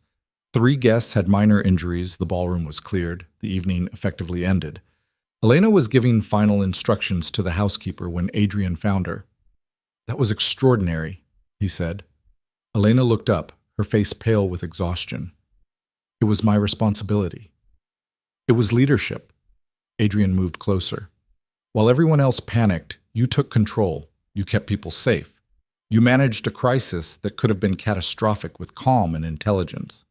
It's what I do, Your Grace. Manage things." "Stop," Adrian said, catching her hands. "Stop diminishing yourself. What you did tonight, both on that dance floor facing judgment and in this crisis, was remarkable. You are remarkable, and I've been a fool not to see it sooner." Elena tried to pull her hands away. "Adrian, don't. Not because you're grateful for crisis management, not because you feel guilty for how I've been treated. I can't bear being seen as anything other than myself, flaws and all." "Then let me see all of you," Adrian said, his gray eyes intense. "Not just the efficient manager, not just the brave woman facing down society, all of it. The hurt, the strength, the music, the dreams. Let me learn who Elena Harrow is when she's not surviving." "Why?" Elena whispered. "Why now, after 3 years?" "Because I finally understand what my brother tried to tell me," Adrian said. "I've been afraid. Afraid of feeling anything I couldn't control. Afraid of being vulnerable. Afraid of caring too much. But you..." He paused, the admission clearly costing him. "You make me want to be brave." Elena's heart hammered against her ribs. This was everything she'd wanted and everything she couldn't allow herself to have. "I'm leaving Grey Ridge," she said abruptly, the decision crystallizing even as she spoke. Adrian's face went blank with shock. "What?" "I've been offered a position in London, as governess to a merchant family, respectable, well-paid, far from all of this." The lie came easily, born of desperation and self-preservation. "I'll give the Dowager notice tomorrow." "Elena, no. I have to," she interrupted. "Don't you see? Tonight proved it. I don't belong in your world, Adrian. I'm not gentry anymore. I'm not nobility. I'm just someone trying to survive with whatever dignity I can maintain. And staying here, caught between what I was and what I've become, with you looking at me like..." She stopped, unable to finish. "Like what?" Adrian demanded. "Like I matter," Elena whispered. "Like you see me." "But you only see me now because Lucas saw me first. Because your pride couldn't stand having your brother value something you'd overlooked. That's not enough, Adrian. I deserve more than being the object of brotherly competition." She pulled her hands free and walked away, leaving Adrian standing alone amid the wreckage of the ballroom and his carefully controlled world. In her room, Elena finally allowed herself to break down. She'd made her decision. She would leave Grey Ridge, leave the Dowager who'd been so kind, leave the impossible situation with Adrian. She would start over somewhere she could be invisible without it hurting. What she didn't know, what she couldn't know yet, was that the chandelier hadn't fallen accidentally. Someone had wanted her gone, and leaving Grey Ridge might be exactly what they wanted. The investigation began at dawn. Adrian had spent the entire night in the ballroom, examining the fallen chandelier with an intensity that bordered on obsession. The household engineer, hastily summoned from the village, stood beside him looking increasingly uncomfortable. Your Grace, I've inspected the moorings 3 times now. The bolts were deliberately loosened. Adrian's hands clenched at his sides. You're certain? Completely. See these marks? Someone used tools to unscrew them part way. Not enough to fall immediately, but enough that with the vibrations from dancing, from movement. The engineer trailed off, the implication clear. How long would that take? 10 minutes, perhaps 15.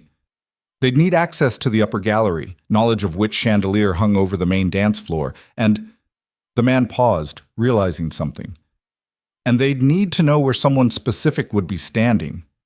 Adrian's blood ran cold. Miss Harrow was directly beneath it when it fell. She'd just moved moments before.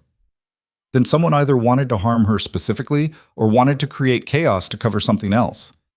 Adrian dismissed the engineer and stood alone in the destroyed ballroom as gray dawn light filtered through the tall windows.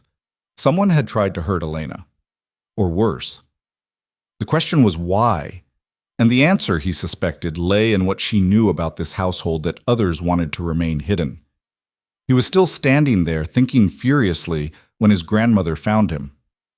You look terrible, the dowager observed, settling into a chair that had escaped damage. Have you slept at all?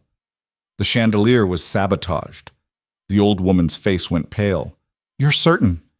The engineer confirmed it. Someone deliberately tried to cause that accident. Adrian turned to face her. Grandmother, has anything unusual happened lately? Anyone asking questions about household matters? Any changes in staff? The dowager was quiet for a long moment. Mrs. Bramwell mentioned that one of the newer footmen was dismissed last week. Thomas, I believe. He was caught going through papers in your study. What papers? Estate documents, apparently. Mrs. Bramwell reported it to Elena, who handled the dismissal quietly to avoid scandal. I assumed it was simple theft. Adrian's mind raced. Where is this Thomas now? I have no idea. Elena would know. She keeps records of all staff movements. The dowager's eyes widened. Adrian, you don't think... I think someone wanted access to estate documents for a reason, and I think Elena discovered something that made her a threat. He started toward the door. I need to speak with her. You can't. She left an hour ago. Adrian froze. What? She came to my rooms at dawn, gave her notice, and departed for London immediately. She said she'd already arranged the governess position and couldn't delay. I tried to convince her to stay, but... The dowager's voice cracked slightly. She was quite determined. Adrian felt something close to panic claw at his chest. She can't have gotten far. The London coach doesn't leave until noon. She didn't take the coach. She hired a private carriage. His grandmother studied him with knowing eyes. Adrian, what is Elena to you, truly? The question stopped him cold. What was Elena Harrow to him? 3 weeks ago, she'd been nothing. Invisible furniture, easily overlooked. Then she'd become a source of guilt, a reminder of his failures in basic human decency. Then an object of his brother's attention, which had forced Adrian to finally see her. But now? Now she was the woman whose music had cracked open something in his chest he'd thought sealed forever. The woman who'd faced down society's judgment with quiet courage. The woman who'd managed a crisis while titled ladies fainted. The woman who might be in danger because of something she'd discovered while faithfully managing his household.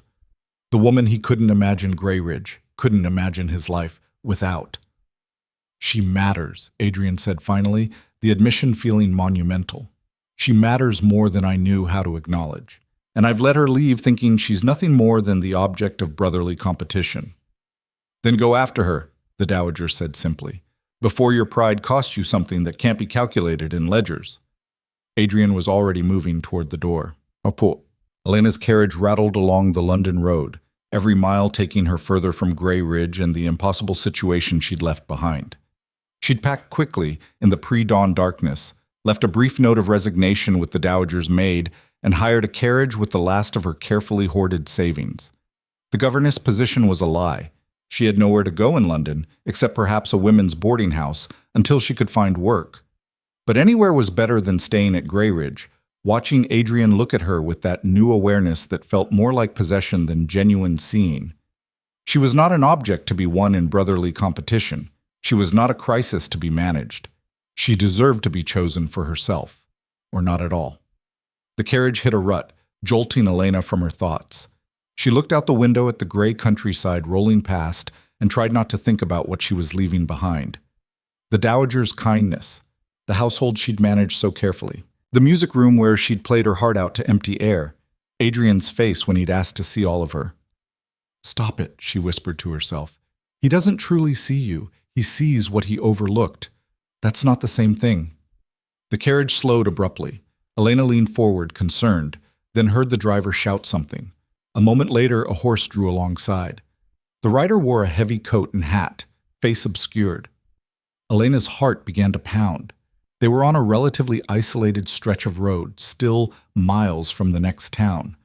The rider pulled ahead, forcing the carriage to stop completely. Elena's driver protested loudly, but the rider dismounted and approached. When he pulled back his hat, Elena's blood ran cold. Thomas, the dismissed footman. "Miss Harrow," he said, his voice carrying an edge that made her skin crawl. "I'm afraid you and I need to have a conversation. My driver will not allow.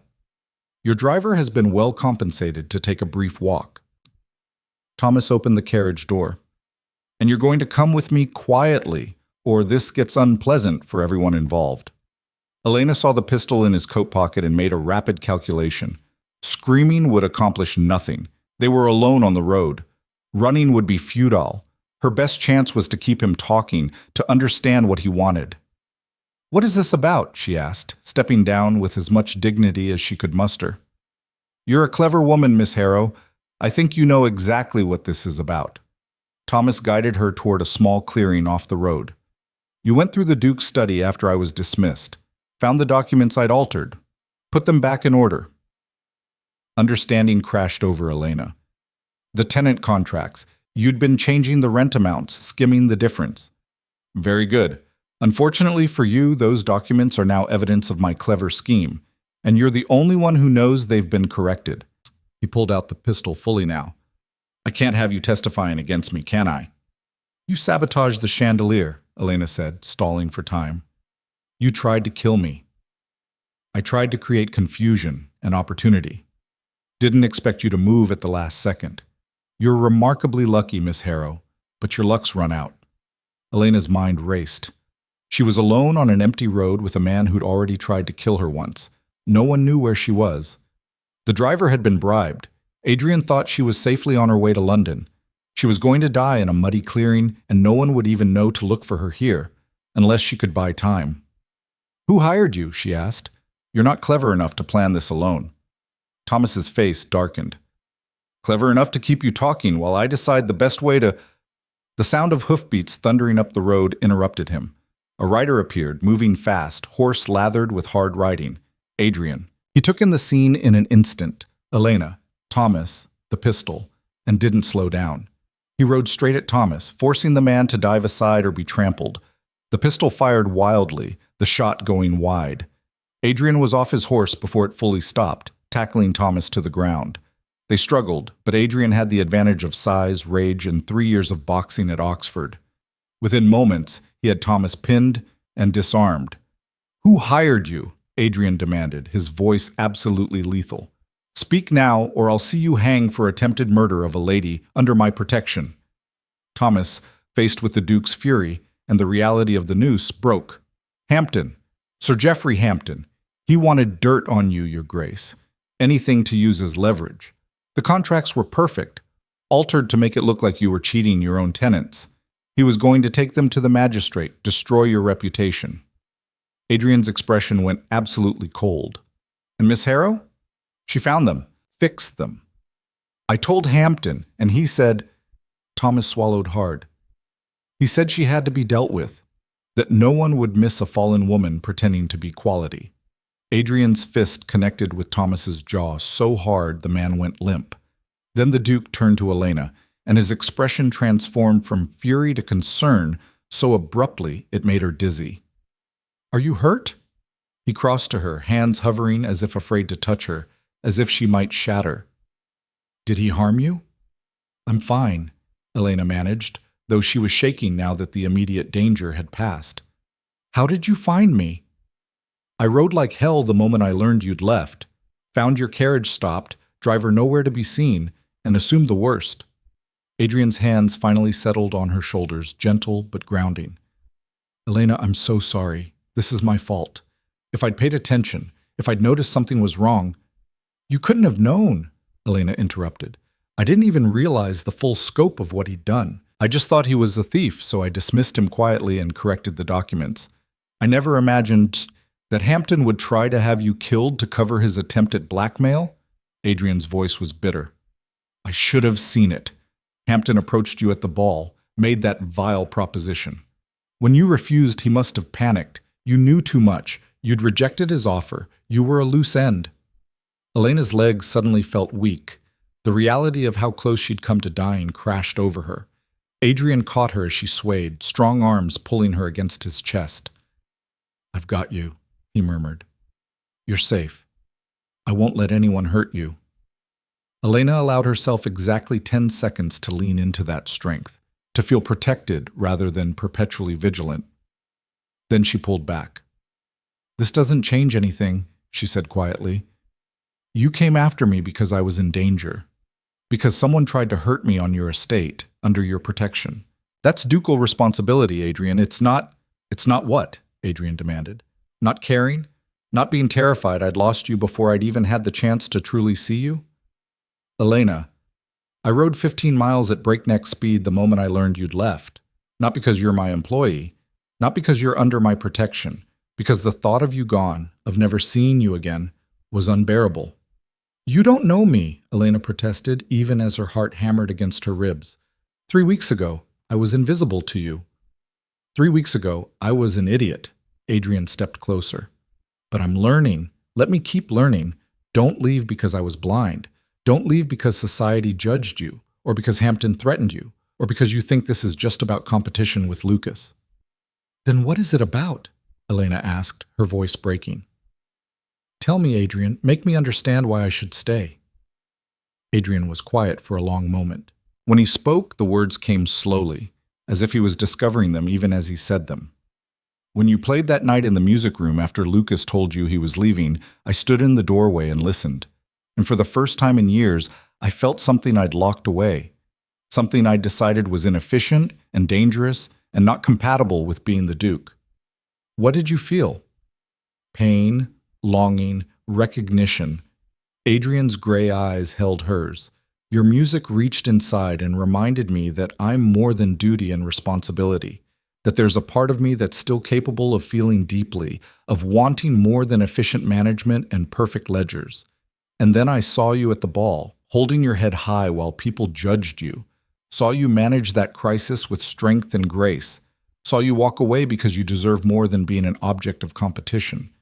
He took a shaky breath. You were right. I only saw you because Lucas saw you first. My pride couldn't stand having my brother value something, someone I'd overlooked. But somewhere in these past 3 weeks, it stopped being about pride or competition. It became about you, about Elena Harrow, who is stronger and braver and more remarkable than she knows, who plays music that breaks hearts open, who manages crises while others panic, who deserves to be chosen for herself, not as a prize or a responsibility. Elena felt tears prick her eyes. Adrian, I don't know how to do this, he continued, the admission clearly costing him. I don't know how to be human instead of the Duke. I don't know how to show someone I care when I've spent years not caring about anything I couldn't control. But I want to learn. For you. With you. That's terrifying, Elena whispered. I know, I'm terrified too. Adrian reached for her hand, hesitant, giving her every chance to pull away. Come back to Grey Ridge, not as my employee, not as grandmother's companion, as yourself. Give me the chance to see all of you, the music, the strength, the hurt, the dreams. Let me earn the right to be chosen by you. Elena looked at their joined hands, feeling the warmth of his palm against hers. This was everything she'd wanted and everything she'd convinced herself she couldn't have. What about society? She asked. What about propriety? A duke doesn't court his grandmother's companion. Then perhaps the duke needs to care less about society and more about the woman who makes him want to be better than just a title. Adrian's thumb brushed across her knuckles.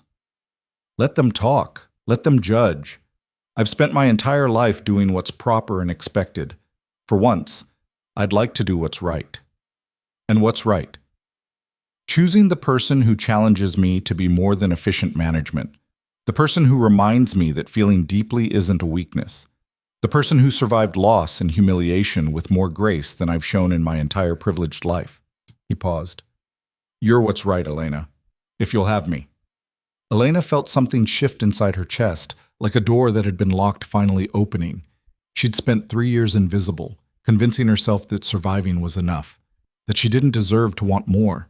But standing here with Adrian, this man who'd been blind but was learning to see, who was terrified but choosing courage anyway, she realized that surviving had never been enough.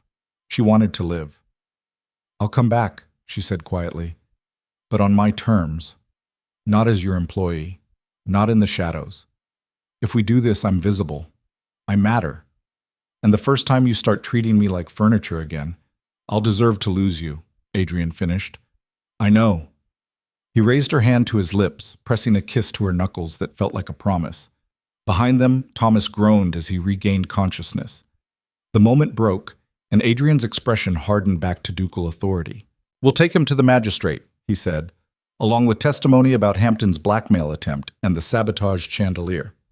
Hampton will face charges for conspiracy to murder. He'll claim we have no proof, Elena pointed out. We have Thomas's confession, witnessed by both of us. We have the corrected documents showing the alterations.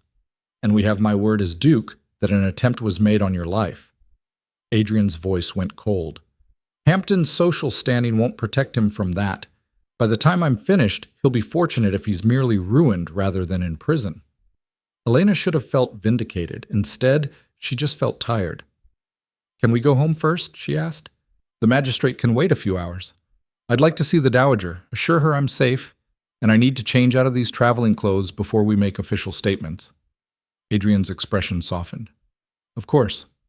We'll bring Thomas with us, lock him in the wine cellar until the magistrate arrives. Grandmother will want to see you're unharmed. She was beside herself when you left. They secured Thomas to Adrian's horse. The man was barely conscious anyway, and Elena climbed into her hired carriage. Adrian rode alongside as they traveled back toward Grey Ridge, and Elena found herself watching him through the window. This man who'd been cold and controlled, who'd looked through her for 3 years, was choosing to see her now, choosing to be vulnerable, to feel, to risk the careful order he'd built around himself. It was terrifying and wonderful in equal measure. As Grey Ridge's familiar chimneys came into view, Elena felt something settle inside her. She was coming home, not to hide, not to be invisible, but to be seen. The dowager met them at the entrance, tears streaming down her weathered face as she pulled Elena into a fierce embrace. You foolish girl, she sobbed. Running off like that. You terrified me. I'm sorry, Your Grace, Elena said, returning the embrace. I thought I was protecting myself. I didn't realize I was running into danger. Adrian told me about Thomas, about Hampton. The dowager pulled back, her eyes sharp despite the tears. That vile man, propositioning you at the ball, then trying to have you killed. He'll pay for this. He will, Adrian confirmed grimly. But first, we need to secure Thomas and send for the magistrate. Over the next hours, Grey Ridge became organized chaos.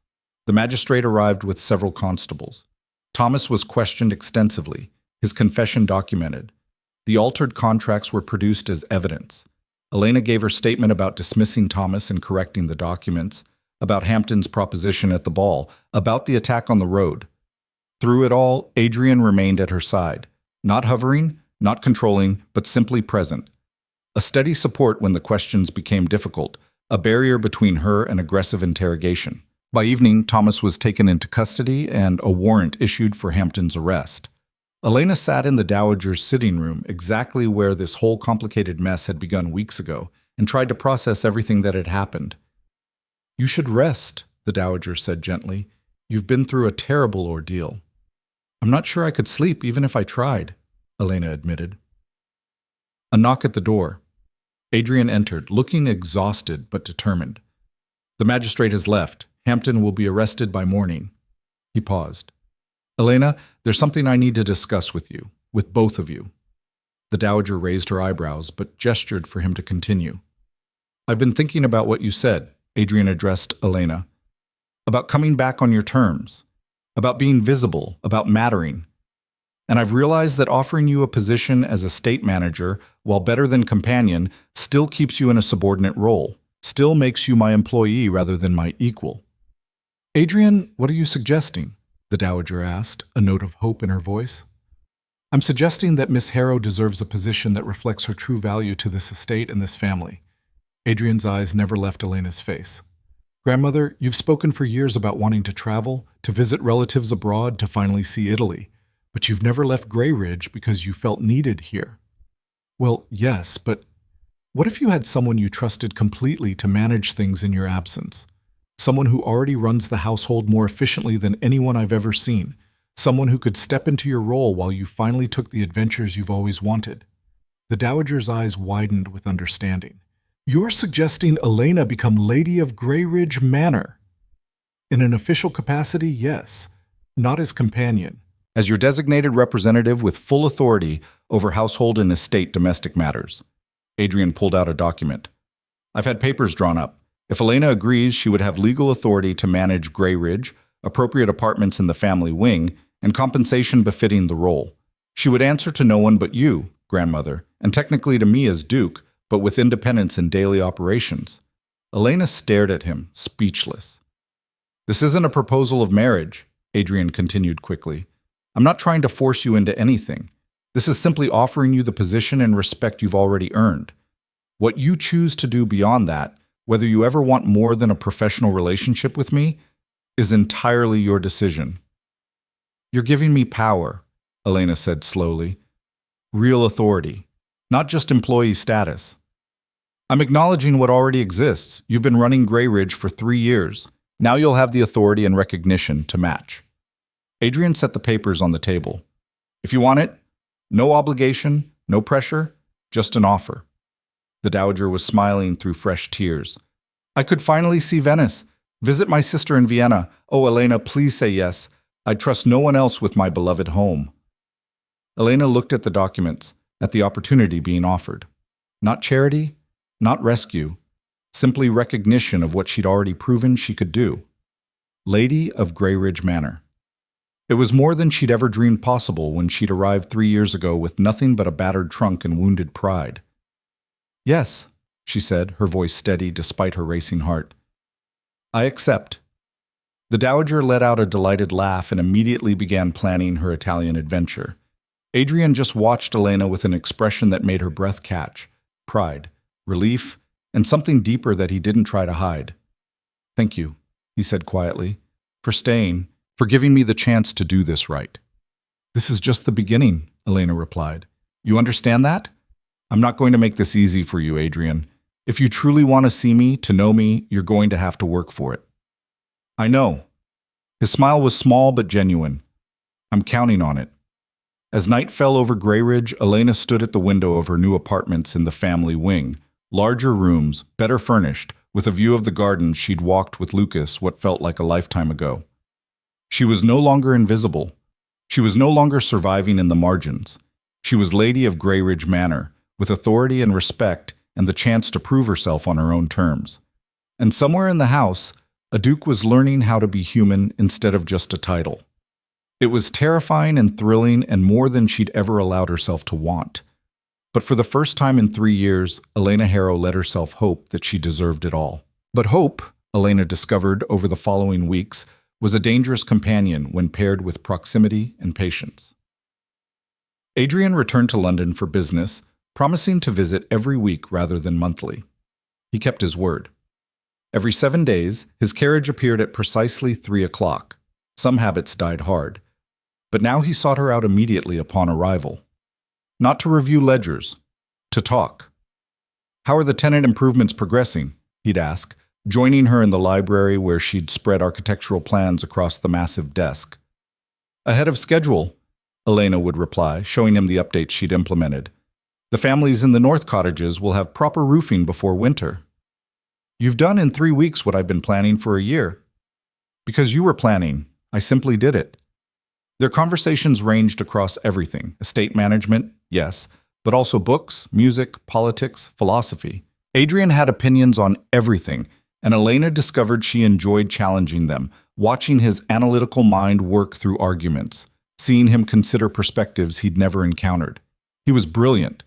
She'd known that intellectually, but experiencing it directly was different. His mind moved like lightning through complex problems, finding solutions others missed. But brilliance wasn't the same as wisdom, and Elena made sure he understood the difference. The tenant improvements are more than repairs, she told him during one discussion. They're dignity. When a family has a roof that doesn't leak, windows that close properly, a floor that isn't rotting, they feel valued. Productivity increases because morale increases. You can't quantify that in ledgers, but it's real. Adrian absorbed this, his gray eyes thoughtful. I've been managing people the way I manage investments. Optimize efficiency, minimize costs, maximize returns. People aren't investments, Adrian. I'm learning that. He smiled slightly. You're an excellent teacher. The dowager watched their growing rapport with undisguised delight. She was already planning her Italian journey, corresponding with relatives abroad, practically giddy with anticipated freedom. You two are dancing around each other, she observed one evening, finding Elena reviewing menus for the upcoming week. It's charming, but frustrating. We're building a friendship, Elena replied carefully. You're building something. Whether either of you will admit what remains to be seen. The dowager smiled. He's different with you, more human, less Duke. That's the problem. I don't want him to be less Duke. I just want him to be both, the title and the man underneath. If he can't reconcile those parts of himself, we have nothing to build on. Wise words from someone so young. I'm 24, Your Grace. Hardly young after everything I've survived. Exactly. You've survived. Now, it's time to live. The dowager squeezed her hand. Let yourself have this, Elena. You've earned it. But earning something and claiming it were different things entirely. The test came in January, when London society descended on Grey Ridge for a winter house party. The dowager, in a moment of what Elena suspected was deliberate mischief, had invited everyone who'd attended the disastrous Christmas ball, minus Sir Geoffrey Hampton, who was awaiting trial for conspiracy to murder and blackmail. They judged you once, the dowager explained when Elena protested the guest list. Let them see what they overlooked. Let them see the lady of Grey Ridge Manor managing an estate they'd dismiss as beyond a woman's capabilities. You're using me to make a point, Elena accused without heat. I'm giving you the stage to prove yourself. What you do with it is your choice. So Elena prepared for the house party with the same efficiency she brought to everything. Rooms assigned, menus planned, entertainment organized, servants coordinated. She ran Grey Ridge like the well-oiled machine it had become under her management. And when the guests arrived, she met them not as the invisible companion, but as the lady of the manor. Lady Pemberton, who'd insulted her at the Christmas ball, arrived with her usual cutting smile. Miss Harrow, how unexpected to see you in such a prominent role. Lady Pemberton, Elena replied with perfect courtesy. Welcome to Grey Ridge. Your usual rooms are prepared. I've taken the liberty of ensuring extra warming pans. I recalled you mentioning sensitivity to cold during your last visit. The personalized attention, delivered without servility, momentarily silenced the woman. Other guests arrived with varying degrees of surprise, curiosity, and judgment. Elena met them all with calm professionalism, neither apologizing for her position nor flaunting it. She simply was the lady of Grey Ridge Manor, and they could accept it or leave. Most, faced with her quiet competence, chose acceptance. Adrian arrived last, and Elena's breath caught despite herself. He looked tired from the London journey, but his eyes found her immediately across the crowded entrance hall, and something in his expression made her pulse quicken.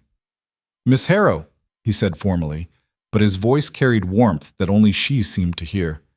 The house looks magnificent. Thank you, Your Grace. We've prepared your usual rooms, though I took the liberty of adding that Italian whiskey you mentioned preferring. It arrived from London last week. His eyebrows rose. You remembered that? I remember everything you tell me, Elena replied, then immediately regretted the intimacy that statement revealed to their audience. Whispers rippled through the assembled guests. That evening's dinner was Elena's first true test.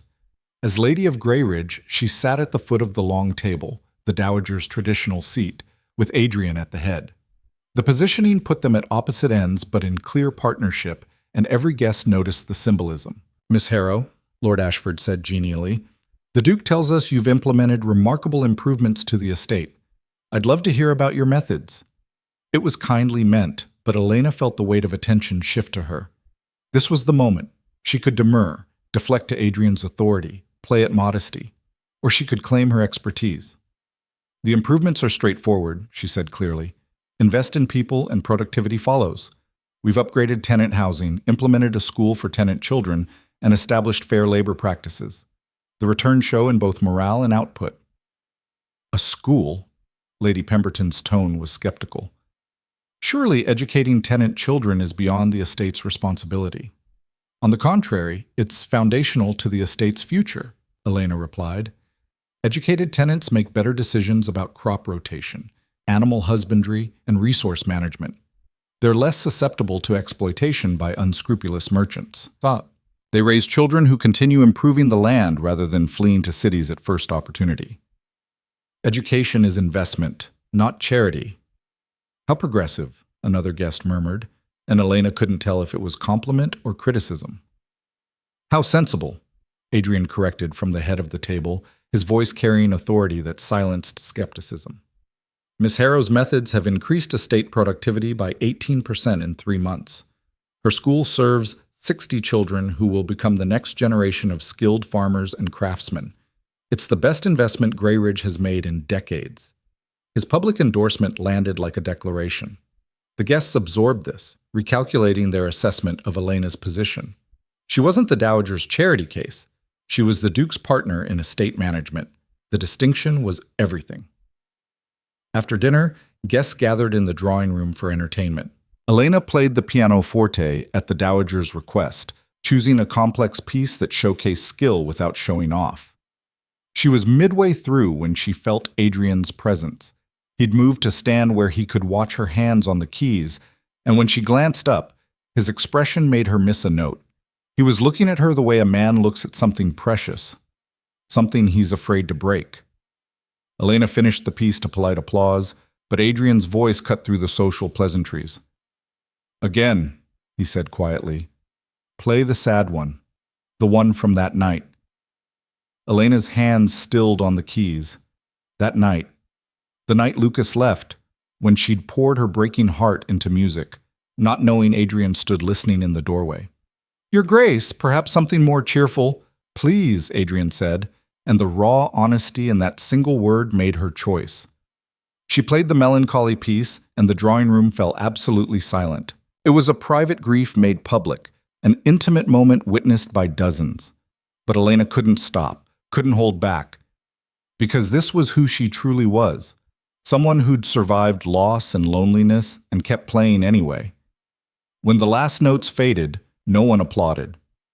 The moment was too raw, too real for social pleasantries.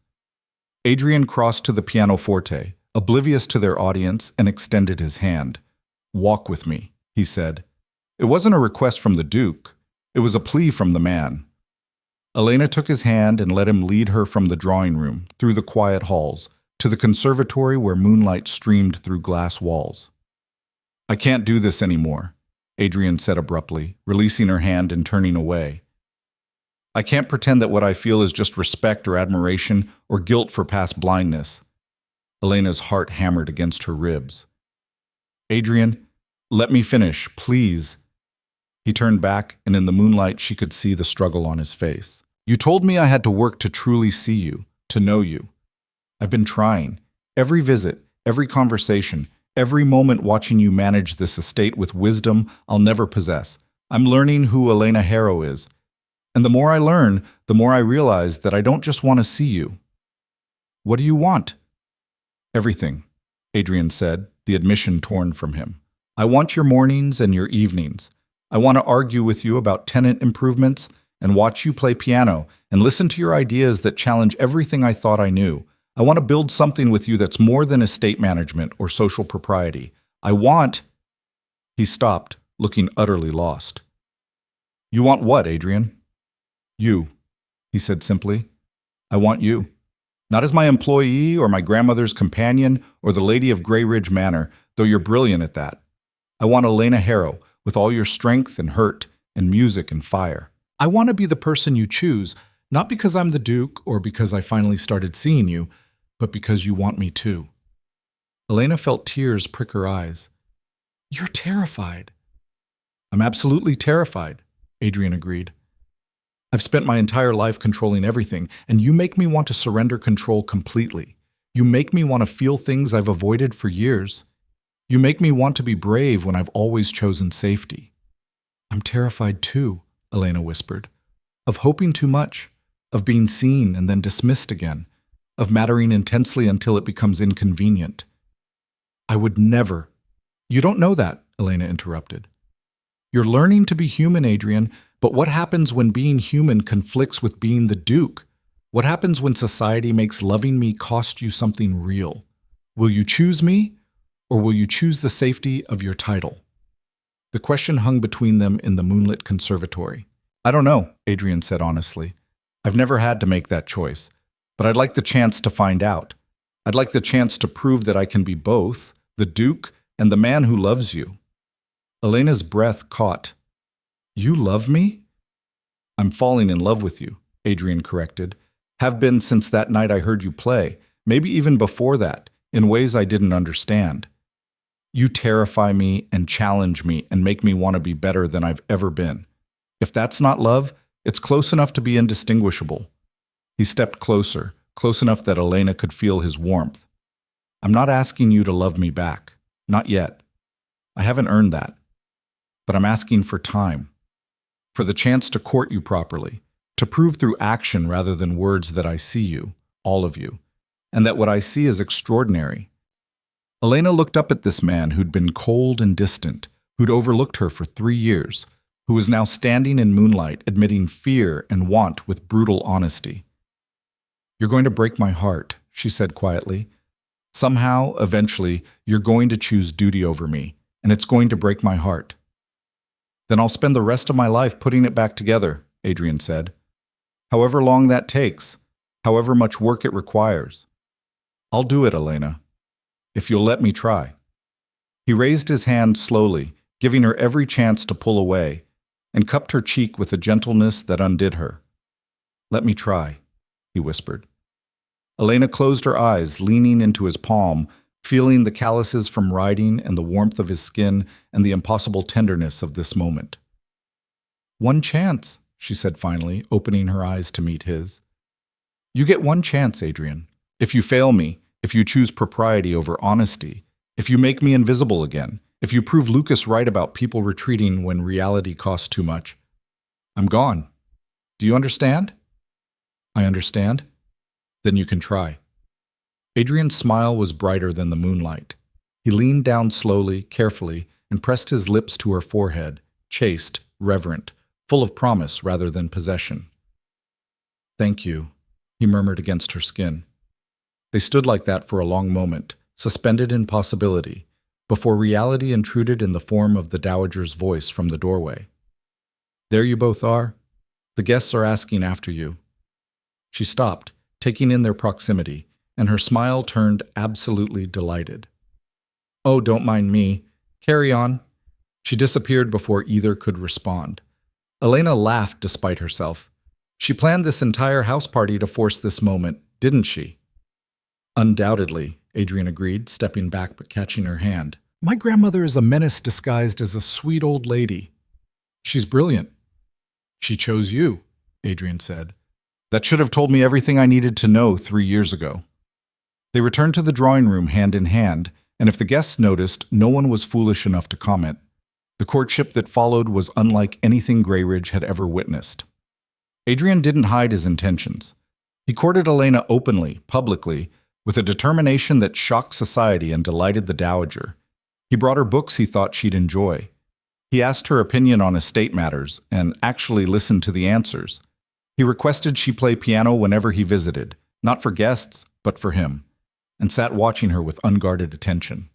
And he talked, really talked, about his childhood, about inheriting the dukedom at 19 and deciding that feeling was a luxury he couldn't afford, about watching their father die and believing that if he just controlled everything perfectly, he could prevent more loss. It doesn't work that way, Elena told him gently during one conversation in the library. You can't control life into submission. Loss happens anyway. Pain happens anyway. The only thing you control is how you respond. I'm learning that, Adrian said. You're teaching me. I'm not your teacher, Adrian. I'm your partner. We learn together. He smiled at that. Partners. I like that. But not everyone was pleased by their growing connection. Lady Pemberton, during a morning tea, made her opinions clear. It's highly irregular, Your Grace, she said to the Dowager. The Duke courting your companion. What will people say? They'll say my grandson finally developed sense enough to recognize quality when he sees it, the Dowager replied tartly. Elena has proven herself more capable than half the titled ladies I know. If Adrian is wise enough to see that, I commend him. But her family, the debts, the scandal. Speak another word against Miss Harrow's character, and you'll find yourself unwelcome at Greyridge. Adrian's voice cut across the room like ice. He'd entered silently, catching the tail end of the conversation. Lady Pemberton paled. Your Grace, I meant no offense. You meant exactly the offense you spoke. Elena's father faced financial ruin with honor. He paid his debts to the last penny, even though it cost him everything. That's more integrity than most men of title demonstrate in comfortable circumstances. If you cannot respect that, you're welcome to leave my home immediately. The Duke's defense landed like a physical blow. Lady Pemberton stammered apologies and fled. Elena, who'd been reviewing household accounts in the corner, her invisible corner, though she was anything but invisible now, looked up at Adrian with something between exasperation and affection. You didn't have to do that, she said. Yes, I did. Adrian crossed to her, ignoring propriety, ignoring their audience. I told you I would choose you. Defending you against Lady Pemberton's nonsense is the easiest choice I'll ever make. Even when it costs you social standing? Especially then, Adrian said firmly. That's when the choice means something. The Dowager watched this exchange with a satisfaction that suggested she'd orchestrated the entire confrontation. By February, when the house party finally concluded and guests departed, Greyridge had witnessed a transformation. The Duke of Vale, known for cold efficiency and emotional distance, was openly courting the lady of his manor with a dedication that bordered on devotion. Society didn't know what to make of it. Elena didn't know what to make of it either, but she was learning to trust it, learning to believe that Adrian's choice was genuine, that his feelings were real, that this wasn't just novelty or rebellion against expectations. He proved it in small ways daily. Fresh flowers in her study because he'd noticed she loved gardens, time carved from his schedule to simply talk, genuine interest in her ideas, her thoughts, her music, patience when she pulled back, afraid of hoping too much. I'm not going anywhere, he told her during one of those moments when fear made her retreat. However long it takes for you to trust this, I'm here. You say that now, Elena murmured. But what happens when the novelty fades? When I'm just familiar rather than new? Then I'll love you more, Adrian said simply. Because familiarity means knowing you better, understanding you deeper, building something real rather than romantic fantasy. He was learning, growing, becoming someone who could hold both duty and feeling, both title and humanity. And Elena was learning too, learning that she could be strong without being alone, that being seen didn't mean being consumed, that love, real love, made space for both people to be fully themselves. The proposal came in April, in the garden where everything had once broken between them. Adrian had requested Elena meet him there after breakfast. No explanation offered.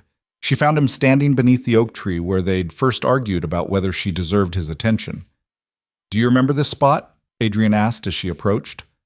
How could I forget? You told me Lucas was wrong to value me, that I was just another of his temporary enthusiasms. I was projecting, Adrian admitted. I was terrified that Lucas saw something real in you, something I'd been too blind to recognize. I told myself he was wrong because admitting he was right meant acknowledging my own failure. Adrian, why did you ask me here? He turned to face her fully, and Elena's breath caught at the vulnerability in his expression. I asked you here because this is where I almost lost you, where you called me out for seeing you only because someone else valued you first. You were right. You deserved better than my competitive pride. He dropped to one knee, and Elena's heart stopped. But I've learned, Adrian continued, pulling a small box from his coat.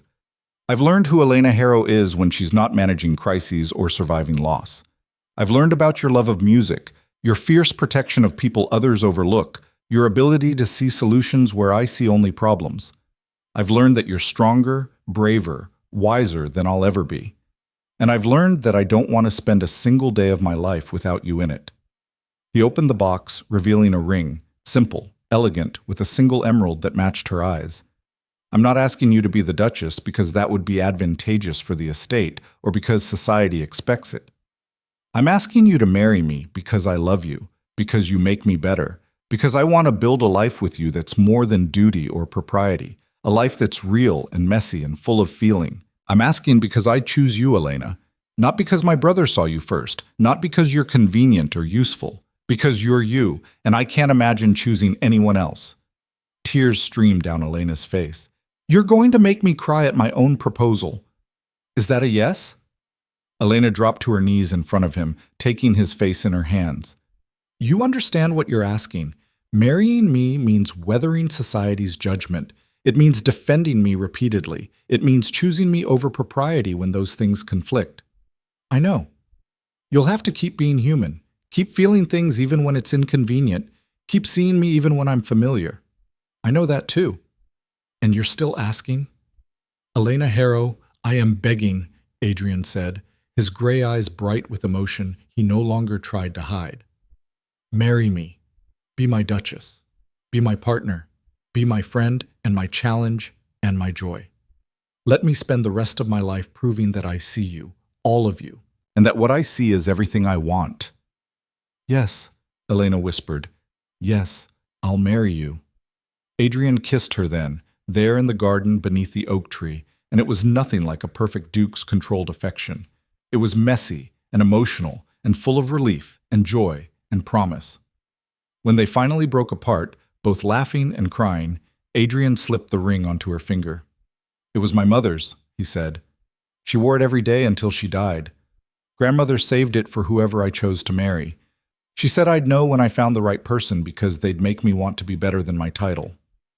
Your grandmother is wise. My grandmother knew I was falling for you before I did, Adrian admitted. She's been scheming since Lucas's visit. I love her dearly, but she's terrifying. She's family, our family. Adrian pulled Elena to her feet, keeping her close. Are you ready for this? For being Duchess of Vale? For society's judgment? For a life that will never be simple? Elena looked at this man who'd learned to see her, who'd chosen courage over control, who'd proven through action that love could be more than romantic fantasy. I've survived worse than society's judgment, she said. I think I can handle being loved by you. Even when I inevitably make mistakes? Because I will. I'm learning, but I'm not perfect. I don't need perfect, Adrian. I need honest. I need someone brave enough to keep trying, even when it's hard. Then you have me, Adrian promised, for as long as you'll keep me. They walked back to the manor hand in hand, ready to face the dowager's delighted schemes and society's inevitable judgment and the complicated reality of building a life together. Behind them, the oak tree stood witness to transformation, from dismissal to recognition, from invisibility to being seen, from surviving to truly living. The wedding took place in late summer in Grey Ridge's chapel, with the dowager presiding over everything with the authority of a general commanding armies. Society attended, some out of genuine affection, others out of curiosity about the duke who'd married his grandmother's companion. Let them come, Elena thought. Let them see that love could triumph over propriety, that worth wasn't determined by birth. Lucas returned from the continent for the ceremony, pulling Elena aside before the service. I'm glad he figured it out, he said warmly. You deserve someone brave enough to truly choose you. So do you, Elena replied. Have you found that person? Working on it, Lucas grinned. Turns out recognizing what I want and being brave enough to claim it are different skills. But I'm learning. You and Adrian taught me that. The ceremony was simple but beautiful. Elena wore a gown the dowager had commissioned, ivory silk with delicate embroidery, elegant without being ostentatious. She walked down the aisle alone, carrying no one's name but her own into this new chapter. Adrian waited at the altar, looking at her with such open emotion that several guests whispered about it. The controlled Duke showing feeling. It was unprecedented. When they exchanged vows, Elena's voice was clear and strong. I choose you, she said, the words a deliberate echo of their journey. Not because you're the Duke, not because choosing you is convenient or expected. I choose you because you learned to see me, because you had the courage to feel, because you proved through action that love can be more than words. I choose you, Adrian, and I'll keep choosing you every day. Adrian's vows were equally honest. I was blind for 3 years, and you had every right to walk away when I finally opened my eyes. But you gave me the chance to learn, to grow, to become someone worthy of being chosen by you. You are the strongest, bravest, most extraordinary person I've ever known. You make me want to be better than my title. You make me want to be human. I love you, Elena, and I'll spend the rest of my life proving that I see you, all of you, and that what I see is everything. There wasn't a dry eye in the chapel. The celebration that followed was joyful and slightly scandalous. The dowager had invited tenant families alongside nobility, insisting that anyone who'd contributed to Grey Ridge's success deserved to celebrate its duke's marriage. Elena danced with tenant farmers, entitled lords alike, with Lucas who'd seen her first, and Adrian who'd learned to see her best. As night fell and guests departed, Adrian found her in the music room, their music room now, full of shared memories and promised tomorrows. Happy, Duchess? He asked, pulling her close. Terrified, exhausted, and deliriously happy, Elena replied. Is this real? Sometimes I still can't believe it. It's real. You're the Duchess of Vale. You run Grey Ridge with wisdom I'll never match. You're loved by tenants and feared by anyone foolish enough to underestimate you. And you're mine. Adrian paused. I'm yours too, obviously. That's the more important part. Elena laughed, the sound pure and unguarded. I love you. I love you too. I'll probably say it too much now that I've learned how. There's no such thing as too much. They stood in the music room as the last light faded from the sky, holding each other, building something real from the ashes of invisibility and the courage to be seen. The dowager found them there hours later, still wrapped in each other, and smiled. Her impossible grandson had learned to be human. Her beloved Elena had learned to claim her worth.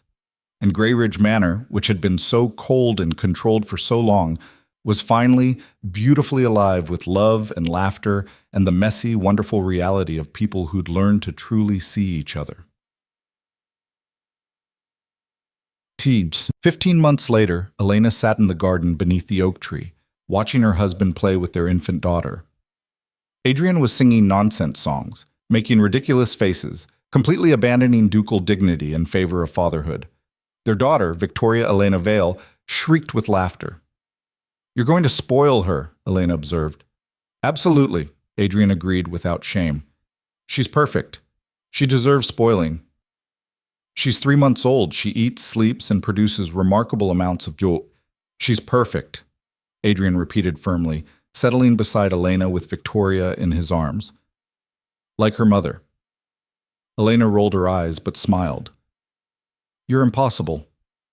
I'm happy. There's a difference. Adrian kissed her temple. Thank you. For what? For giving me the chance to be this. To be more than the Duke. To be a husband and father and human being who's allowed to feel things. He looked down at their daughter with such love that Elena's throat tightened. For teaching me that control isn't the same as strength, that vulnerability is courage, that being seen is worth the risk. You taught me too, Elena said softly, that being overlooked wasn't my fault, that I deserved to be chosen for myself, that love could be more than survival.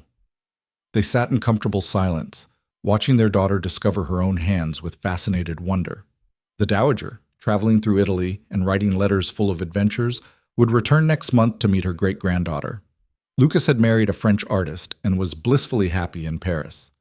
Greyridge thrived under Elena's continued management, a model of progressive estate stewardship that other properties tried to emulate.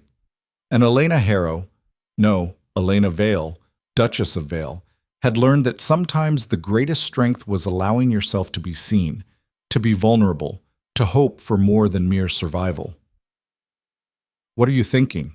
Adrian asked, noticing her expression. "That 3 years ago I was invisible. I thought that was all I deserved, all I could hope for. And now? Now I'm here. With you. With her." Elena gestured to their daughter, to the garden, to the manor beyond. Living instead of just surviving, being seen instead of hiding, choosing love instead of safety. Regrets? None. You? Adrian looked at her with those gray eyes that had once looked through her, but now saw every part of her, the strength, the scars, the music, the fierce love she'd thought she'd lost the right to feel. "Not a single one," he said, "except that I wasted 3 years being blind when I could have been seeing you. You're seeing me now, that's what matters. I'll keep seeing you, every day, every moment, for the rest of our lives." He kissed her then, gentle and full of promise, while their daughter grabbed at his hair and Elena laughed against his lips. This was real, messy and imperfect, and absolutely real. And it was everything she'd never allowed herself to hope for. Being loved not despite her scars, but including them. Being chosen not as prize or convenience, but as partner and equal. Being seen not as what she could provide, but as who she truly was. The invisible woman of Greyridge Manor had become the Duchess, who transformed everything she touched. And the Duke, who'd learned too late to see, had become the man who'd spend forever proving he'd never look away again.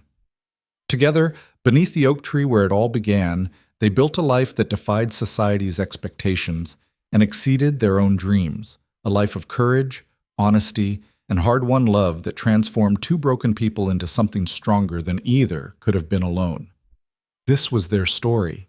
Not perfect, not easy, but entirely, completely, beautifully theirs.